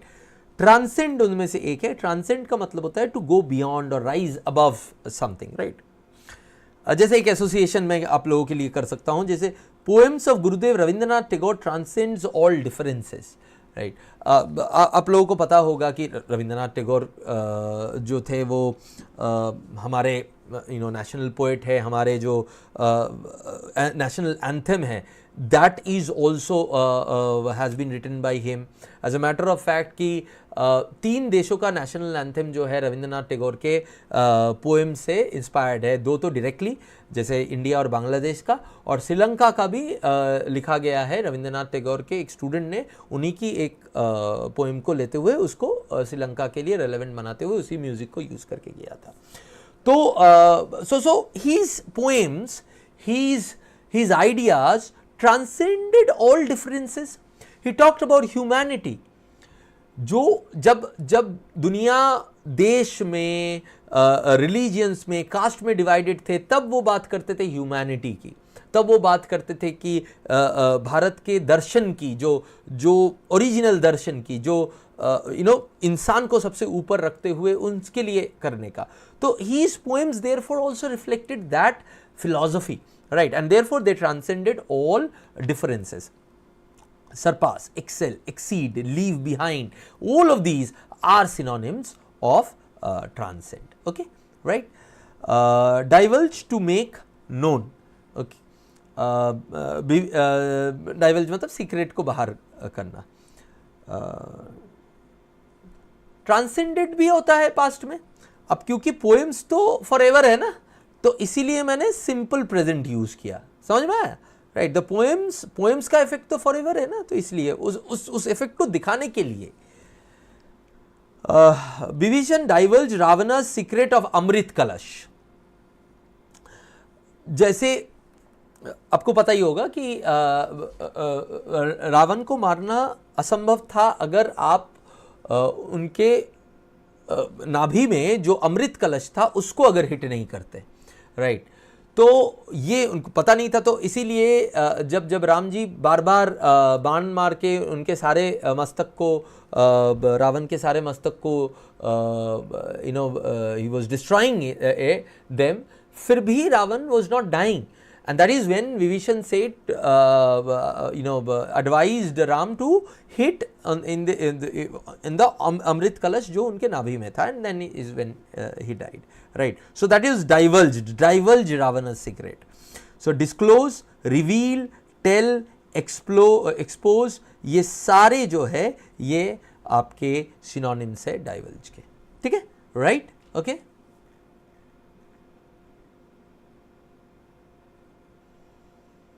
अच्छा, वेर यू आस्किंग सिल्वेस्टर कि यहाँ पे ट्रांसेंडिंग की जगह पर ट्रांसेंडेड होता तो होता कि नहीं?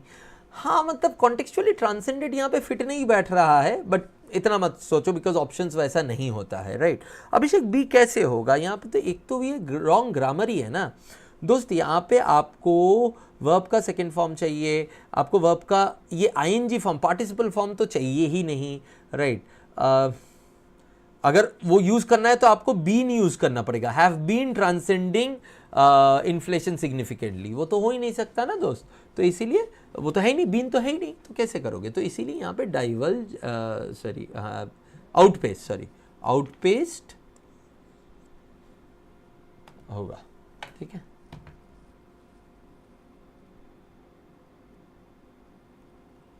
ठीक,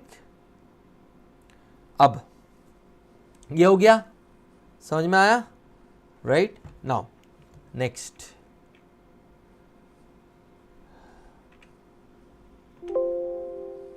बताओ इसका। सर आप हमें इंग्लिश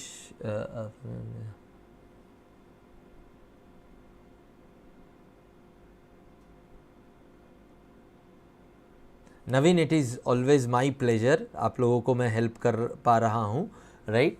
और हम मेरे इस चैनल के साथ, स्मार्ट किरा चैनल के साथ जुड़े रहिएगा।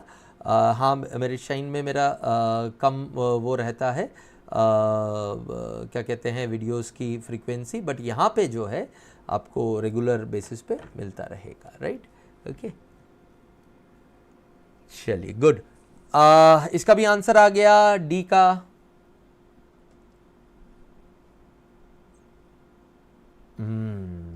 ट्रेचरस, हाँ, दी क्या था? And for all that the health of many academic institutions in the US is blank, indicating that the structural issues are deep rooted.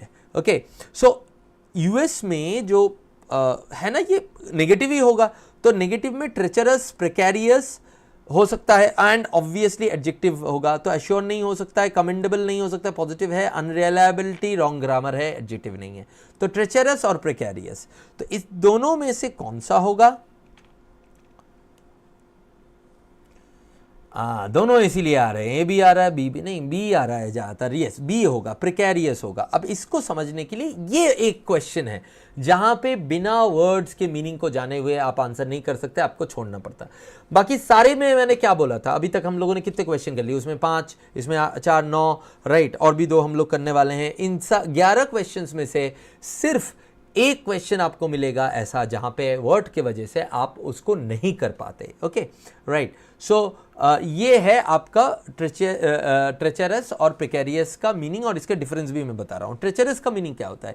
अगर ह्यूमन के लिए ट्रेचरी यूज हो रहा है, ट्रेचरस यूज हो रहा है दोस्त, तो उसका मतलब होता है बिट्रेइंग, और अगर नेचर के लिए यूज हो रहा है तो उसका मतलब होता है डेंजरस। तो जैसे Mir Jafar's treachery helped Britishers colonize India, Mir Jafar's treachery helped Britishers colonize India. Mir Jafar के बारे में तो आप सबको पता ही होगा, ओके। जैसे मीर जाफर सिराजुद्दौला के फूफा भी थे, और Sirajuddaulah was the nawab of Bengal, the last nawab of independent India का जो लास्ट नवाब ऑफ बंगाल थे वो थे। उस टाइम पे बंगाल का नवाब जब मैं बोल रहा हूँ, दैट मीन्स दैट आज के डेट पे बंगाल, बिहार, उड़ीसा, ये इनके पार्ट्स इसमें जुड़े हुए थे, झारखंड, राइट। तो it was a huge thing. Bangladesh आज का वेस्ट बंगाल प्लस बांग्लादेश दोनों, दिस वाज ह्यूज। एंड आपको पता भी था कि ईस्ट इंडिया कंपनी यहाँ पे जीतने के बाद, बैटल ऑफ पलासी में जीतने के बाद ही इतना बड़ा पावर होके they could come out as a huge power in the world. 200 साल तक they were the biggest power of the world. वो यही बैटल था, और इस बैटल का विलन जो था वो था मीर जाफर। मीर जाफर ने बिट्रे किया था नवाब बनने के लिए ब्रिटिश फोर्सेस के साथ हाथ मिलाया था। कहानी बड़ी लंबी है, कहीं किसी और दिन सुनाऊंगा, but this was the reason. So उसकी जो बिट्रेयल थी उसकी वजह से ही ब्रिटिश कर रही थी, बिकॉज सिराजुद्दौला की जो आर्मी थी वो बहुत बड़ी थी और ईस्ट इंडिया कंपनी के पास बहुत ही छोटी आर्मी थी, तो दैट वाज द बिट्रेयल। मतलब इतना बेसिक बिट्रेयल आप समझ सकते हो कि मीर जाफ़र के साथ 80% ऑफ द आर्मी थी सिराजुद्दौला की, और जंग से ठीक पहले ही बारिश हो गई और उसके वजह से जो थी सिराजुद्दौला के तोपों को ट्रैम्पोलिन से मतलब उसको ढका नहीं गया, जबकि ब्रिटिशर्स ने अपने तोपों को ढक के रखा था, विच इज़ बेसिक आइडिया ना कि बारिश में तोप को ढक के रखना। इन्होंने बार बार जो तोपची थे वो आए कि हम ढक दे, नहीं ढकना नहीं है। That was the time when Mir Qasim को लगा कि वो और एक जनरल थे, बट उसके पास सिर्फ 10-15% या 20% सेना थी, कि उसको लगा कि ये तो कुछ गड़बड़ कर रहा है, तो वो ना कट लिया था और साइड से फिर अटैक किया था ईस्ट इंडिया कंपनी को, बट तब तक देर हो चुकी थी, right. So that was it. अब तो प्रेकैरियस का मतलब क्या है? ये प्रेकैरियस जो है ना, ट्रेचरस का और एक मतलब होता है डेंजरस फॉर नेचर, जैसे ट्रेचरस पास, राइट। याद है लॉर्ड ऑफ द रिंग्स, अगर आप लोगों ने देखा होगा, लॉर्ड ऑफ द रिंग्स में गैंडाल्फ जो है फेलोशिप ऑफ द रिंग को, मतलब सारे लोगों को लेते हुए एक पहाड़ से जा रहा था, तो ट्रेचरस पास के थ्रू जा रहा था, राइट। उस पहाड़ से फिर सारूमान उसके ऊपर अटैक करता है और बर्फ गिरती है, तो दैट वाज ट्रेचरस। अगर आपने लॉर्ड ऑफ द रिंग्स नहीं देखी तो एसोसिएट नहीं कर पाएंगे, बट जिन्होंने देखी वो एसोसिएट कर पाएंगे। So treacherous pass, right, dangerous for nature. तो ये है, ये जो प्रिकैरियस का ट्रेचरस के साथ सिनोनिमस वो यहां पे है, राइट। तो प्रिकैरियस यूज होता है, अगर ऑप्शन है मेरे पास कि इंसान के लिए ट्रेचरी यूज करेंगे, सिचुएशन, नेचर, इनके लिए हम प्रिकैरियस यूज करेंगे। सिचुएशन और नेचर के लिए हम लोग प्रिकैरियस को यूज करेंगे अगर ऑप्शन है दोनों में, तो ऑप्शन है अगर दोनों में। तो यहां पे क्या है? यहाँ पे सिचुएशन है, ये यहाँ पे इंसान तो नहीं है ना, ये सिचुएशन है, राइट। तो सिचुएशन के साथ प्रिकैरियस ज़्यादा अच्छा जाता है ट्रेचरस से, ठीक है, राइट। सिनोनिम्स तो ये है ही, ट्रेटरस, परफिडियस, डुप्लिसिटियस, ये हो गए आपके इंसान के लिए या बिट्रेयल नेचर के लिए। हैजर्डस, प्रिकैरियस, पेरिलस, ये हो गया नेचर या सिचुएशन के लिए, ठीक है। अब क्लियर है क्यों ये प्रिकैरियस होगा और ट्रेचरस नहीं होगा? हिमांशु समझ में आ गया? अब अपने ए मार्क किया था, बट अभी समझ में आ गया ना क्यों होगा ये? इसीलिए मैंने ये दो ऑप्शंस को रखा था ताकि आप लोगों को ये मैं समझा पाऊँ। सिल्वेस्टर क्लियर है, और जिन्होंने बी मार्क किया वेरी गुड, ठीक है। लास्ट दो क्वेश्चंस करते हैं हम, है ना। चलो ई, अब यहां पे क्वेश्चन थोड़ा सा चेंज है। अभी तक क्लोज टेस्ट कर रहे थे, अभी क्लोज टेस्ट में अभी देखा गया है कि क्लोज टेस्ट में बीच बीच में सेंटेंस फिलर भी दे देते हैं, राइट। और यही हम लोग ये लास्ट दो में करेंगे, सेंटेंस फिलर, ठीक है। इसको देखिए, मैं इसमें ना थोड़ा सा गायब हो जाता हूं, नहीं तो द ऑप्शंस नहीं दिखेंगे आपको, है ना।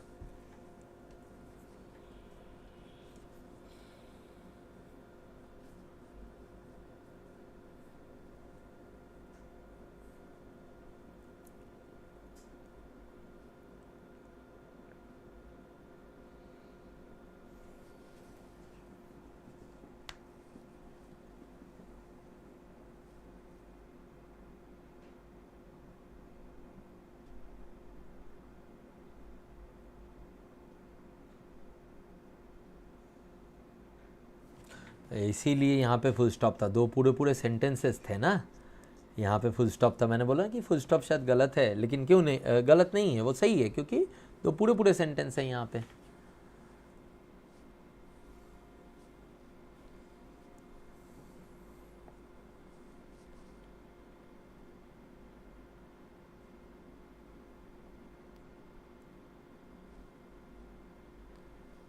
करें इसको? चलो आंसर आया, एन बोलते हैं, सी निखिल बोलते हैं, सी सिल्वेस्टर बोलते हैं, सी ईशा बोलते हैं, B. Okay, let us C first they. अच्छा, एम्प्लॉयर जो है, ये पैराग्राफ का कॉन्टेक्स्ट है employer. they are beginning to react in two ways. First, they are relying less on college education. पहला तो ये है, तो कॉलेज एजुकेशन पे लेस रिलाई कर रहे हैं. अब मैं आ जाऊं स्क्रीन पे, लास्ट ऑप्शन तो देख लिया ना आपने. On the other hand the employability gap is often even more pronounce. अब है ना, एक बार आ जाता हूं, नहीं तो आप मुझे देख नहीं पाओगे, तो शायद समझ नहीं पाओगे कि ये क्या हो रहा है. देखो, first they are relying less on college education. The number of jobs requiring an undergraduate degree dropped by 45% in the US in the first year of pandemic. तो पहली तो हो गए. अब अगला वाला जो है सेकंड होना चाहिए, ऑन द अदर हैंड नहीं होगा, मोस्ट प्रोबेबली सेकंड होगा. चारों में सेकंड है. अब एम्प्लॉयर्स कैसे सेकंड किस तरह से एम्प्लॉयर रिएक्ट कर रहा है वो देखते हैं. Second, the robust partnership are expected to produce. ये कहाँ है रोबस्ट पार्टनरशिप, कहाँ बात हुई है, कोई बात नहीं है, कॉन्टेक्चुअली इरेलेवेंट है. Second, students will be paid during co-ops which changes the cash flow equation for them and companies can use co-ops to ensure a pipeline of job prepared candidate. हो सकता है, रिलेवेंट लग रहा है, लिख देंगे, आगे देखते हैं. Second, major companies are trying alternate educational pathways to employment. अब देखो, बी और सी में कौन से को चूज करना है. बी और सी में सी इज मोर जनरल, बिकॉज यहां पे हम लोगों ने अभी तक जनरल की बात ही की. जनरल बात मतलब they are relying less on a college education. अब आगे का भी देखो, most industry would have declared an emergency under such circumstances and academia should. Right, तो इसका मतलब क्या है कि एकेडमिया से लोगों को नहीं लिया जा रहा है, इंडस्ट्री एकेडमिया से नहीं ले रहे हैं. एक तो वो कॉलेज एजुकेशन के ऊपर लेस कर रहे हैं, और इन दोनों में यहां पे फिर भी वो एकेडमिक से ले रहे हैं, बट यहां पे तो ले ही नहीं रहे, ऑल्टरनेट एजुकेशनल पाथवेज देख रहे हैं. तो इन दोनों में कॉन्टेक्चुअली भी ये रेलेवेंट है. राइटिंग स्ट्रक्चर के साथ देखो, ये जनरल इन्होंने रीजन दिया, ये भी जनरल रीजन देके फिर उसी को आगे फॉरवर्ड कर रहे हैं. राइट, तो बी और सी में C makes more sense. Right, C makes more sense. D देखते हैं फिर भी. Secondly, many nation subsidize higher education, again irrelevant, E को पहले एलिमिनेट कर दिया. बी और सी में डाउट होना चाहिए, और इसीलिए आप लोगों में से किसी का बी आया है, बट अभी डाउट क्लियर है. क्यों सी होगा दोस्त? सी इसलिए होगा बिकॉज वो एक ही बात अलग, मतलब एक ही तरह का काम कर रहा है कंपनी, मतलब कॉलेज एजुकेशन से अपना नाता तोड़ रहा है. राइट, एम्प्लॉयमेंट का वही वो वहां पे कर रहा है, और यही दोनों ये दिखा रहा है. तो बी क्या बोल रहा है, मैं बी को फिर से एक्सप्लेन करता हूं. Second, students will be paid during co-ops. co-ops मतलब जहां पे which changes the cash flow and companies can use co-ops to ensure a pipeline of job prepared candidates. अब देखो, co-ops अगर आपको नहीं पता है, मान लो कि co-ops क्या है, राइट, अब तब क्या करोगे आप? अब किस तरह से इसको समझने की कोशिश करोगे. co-op क्या है मैं बता दूंगा, लेकिन अभी पहले समझो कि co-ops अगर नहीं पता है तो कैसे करोगे. Second, students will be paid during co-ops, मतलब co-ops एक सिचुएशन है, एक सिचुएशनल एम्प्लॉयमेंट है जिसमें स्टूडेंट को पे किया जाएगा. तो मतलब बी में मुझे ये क्लियर है कि कॉन्टेक्चुअली बोल रहे हैं कि स्टूडेंट को सोर्स किया जा रहा है. स्टूडेंट है, यूनिवर्सिटी, यहां पे क्या बताया जा रहा है कि एम्प्लॉयर और या ऑर्गेनाइजेशन एंड यूनिवर्सिटी. यूनिवर्सिटी पहले तैयार करता था, ऑर्गेनाइजेशन उसको काम पे रखता था. अभी लेकिन एक शिफ्ट दिखा जा रहा है, यूनिवर्सिटी तो तैयार कर रहा है अपनी तरह से, बट उन लोगों को ऑर्गेनाइजेशन ना लेते हुए कहीं दूसरे से जगह से लेते हैं, वो एकेडमिक के ऊपर कम फोकस करते हैं. राइट, बट बी के केस में सी के मुकाबले फिर भी ज्यादा फोकस है, क्योंकि स्टूडेंट तो है ना वो. राइट, ओके, तो वहां पे और कैश फ्लो इक्वेशन चेंज हो जाता है. तो ऑब्वियसली बिटवीन बी एंड सी, सी को हम लोग चूज कैसे कर सकते हैं, इस कॉन्टेक्स्ट में समझ में आया. अब मैं बताता हूं कि co-ops होता क्या है. co-ops उस बिजनेस को कहते हैं जिसमें कोलैबोरेटिवली एम्प्लॉई कुछ part of the company own करते हैं और कम पैसे लेके काम करता है. राइट, ओके, ये एक फॉर्म ऑफ co-op है जिसको हमारे यहाँ पे कोऑपरेटिव बिजनेस मॉडल कहते हैं. ओके, वहाँ पे co-op बोलते हैं. ओके, तो म्यूचुअल बेनिफिट होता है इसमें. तो अब कोऑप अगर आपको पता है तो फिर आप इसको एकदम से एलिमिनेट कर सकते हो, लेकिन मैंने डिफिकल्ट वे लिया, आपको मीनिंग ना बताते हुए पहले आपको एक्सप्लेन किया कि क्यों कोऑप क्यों बी वाला is not a better option than C. ठीक है, अब क्लियर है आप लोगों को? हाँ, एनी डाउट दोस्तों? कोई डाउट तो नहीं है? ठीक है, चलिए नेक्स्ट वाला देखें।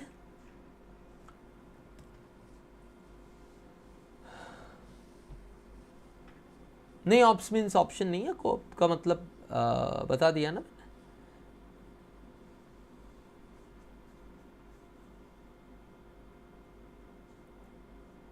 कोई बात नहीं कि सिल्वेस्टर क्या हुआ तो पूछे हो तो पूछे हो, पता नहीं था इसलिए पूछे हो।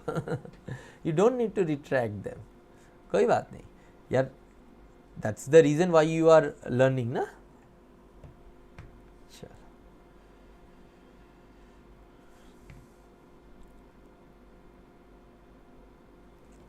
Last question of the day.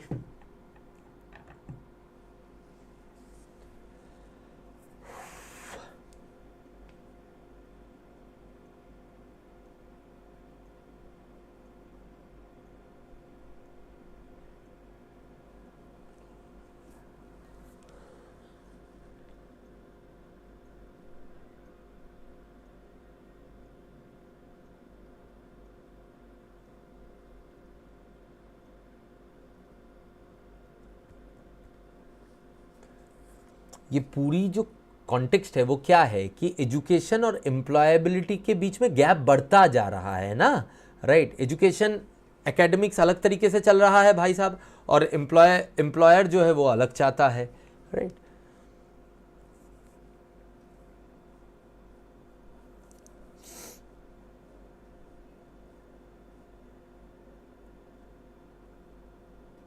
जब हमने समराइज किया था तब यही बनाया था ना। देखे, गणेश बी, शुभम सी, ए, नवीन एन, ए, आदित्य ए, रंजना ए। चलो देखते हैं दोस्तों इसका आंसर क्या है। सिल्वेस्टर ए। चलो अच्छा, क्या बोलते हैं last but one line, most industries would have declared an emergency under such circumstances and academia should, emergency declare कर देनी चाहिए। देखो क्या गलत हो रहा है। Academic leadership must come up with answer to existential question which rectifies the rift between education and employability। ये हुआ ना, अभी हमने जब समरी बनाया, जब हम लोग अभी बात कर रहे थे तब यही बात तो कर रहे थे कि दोनों में जो गैप है वो, तो ये एक सोल्यूशन ओरिएंटेड चीज है। और इमरजेंसी लेके करेंगे क्या? इमरजेंसी यहाँ पे जो बात है, इमरजेंसी लेके ये सोल्यूशन ही ढूंढना चाहिए उनको। तो ए को तो भाई साहब हम रख देंगे, बाकी ऑप्शन पढ़ते हैं। As per academic leadership students will continue to accumulate knowledge and skills throughout their life। ये लेकिन ये इसके साथ कैसे जा रहा है? ये पहला 3 लाइन इस पैराग्राफ का बोलता है कि एम्प्लॉयर आपका एजुकेशन से ले ही नहीं रहा है दोस्त, राइट। और इसी की वजह से एकेडमिक को जो है सीरियसली लेना चाहिए ये बात। ये तो फिर से वही घिसी पिटी बात हो जाती है बी वाली, कि फिर से वो अपने ही धुन में मस्त है एकेडमिक। तो ये तो नहीं होगा दोस्त। तो जिन्होंने बी मार्क किया समझ में आ रहा है बी क्यों नहीं होगा answer. The disconnect between higher education and employability is growing along with the soaring cost of tuition fees and student debt. ये समरी हो गया इस चीज का, पहला पैराग्राफ का समरी हो गया, और थोड़ा बहुत पूरे पैराग्राफ का एक आइडिया लग गया। बट अगर मुझे ए और सी के बीच में डिसाइड करना है तो immediate sense with the immediate predecessor and the overall context of the last paragraph is only made by A and not C। C उतना सेंस नहीं बना रहा है अपने इमीडिएटली प्रीसीडिंग सेंटेंस के साथ, and even with the last paragraph as much as A is making, है ना, राइट। तो C गलत नहीं है बट A से बेटर नहीं है। Clear Shubham, right. क्यों A बेटर है C से? क्योंकि इसके साथ एकदम मैच खा के लिखा जा रहा है कि एकेडमिक को इमरजेंसी डिक्लेयर करना चाहिए और उसके बाद सोल्यूशन ओरिएंटेड होना चाहिए। Much including the business model will depend on implementation decision model. ये तो इरेलेवेंट है, कहां से business model. The current one size fits all model of education is limiting and there exist unconventional alternatives. ठीक है, ये जनरल है, ये जा तो रहा है कॉन्टेक्स्ट के साथ, but between A and E, A is better because it is also specific to this context of the last paragraph as well as the preceding line. Because देखो ये हमें समरी बोलने को तो नहीं बोला है ना, ये हमें बोला है कि अगला लाइन क्या होगा। तो अगला लाइन तो पिछले से रिलेटेड, उस पैराग्राफ के कॉन्टेक्स्ट से रिलेटेड होगा ना दोस्त, राइट। तो इसीलिए A makes more sense than the rest of them and therefore A is the answer, right? Okay, clear हुआ, समझ में आया? करेक्ट सिल्वेस्टर, एकदम वही हमने देखा ना कि वो तो जेनरिक पे बात कर रहे हैं। ओके चलो, मजा आया फिर आज के क्लास में, and hopefully you learned a lot of things, है ना, राइट। क्या क्या वर्ड्स आपको पता नहीं थे और जो आपको पता चले वो 4 हो, 5 हो, 10 हो, राइट। वो वर्ड्स जो है कमेंट में, अभी जब मैं एंड करूंगा कमेंट में जाके लिखना है, अभी लिख देना नहीं तो भूल जाओगे, राइट। एंड ऑब्वियसली अगर आपने अभी तक सेशन को लाइक नहीं किया, लाइक करके ही जाना। एंड कल मिलते हैं फिर एक नया इंटरेस्टिंग टॉपिक के साथ। नहीं वो ठीक है ना, वो तो ठीक है ना। शुड के बाद ईशा जो फुल स्टॉप है वो तो परफेक्ट है ना, क्योंकि हमें अलग एक सेंटेंस चाहिए था। वो तो मैंने जब पहली बार पढ़ा था मुझे पता नहीं था कि ये एक सेंटेंस का ब्लैंक है या वर्ड का ब्लैंक है, तब तो पता नहीं से रह सकता ना, आपको भी नहीं पता रहेगा तब, इसीलिए मुझे लगा था कि फुल स्टॉप शायद मिसप्लेस्ड है, लेकिन बाद में तो ठीक है, वो एंड हो रहा है, ठीक है। चलो, thank you very much, and कल मिलते हैं एक और इंटरेस्टिंग सेशन के साथ मास्टर स्ट्रोक के बैच में 6:30 बजे।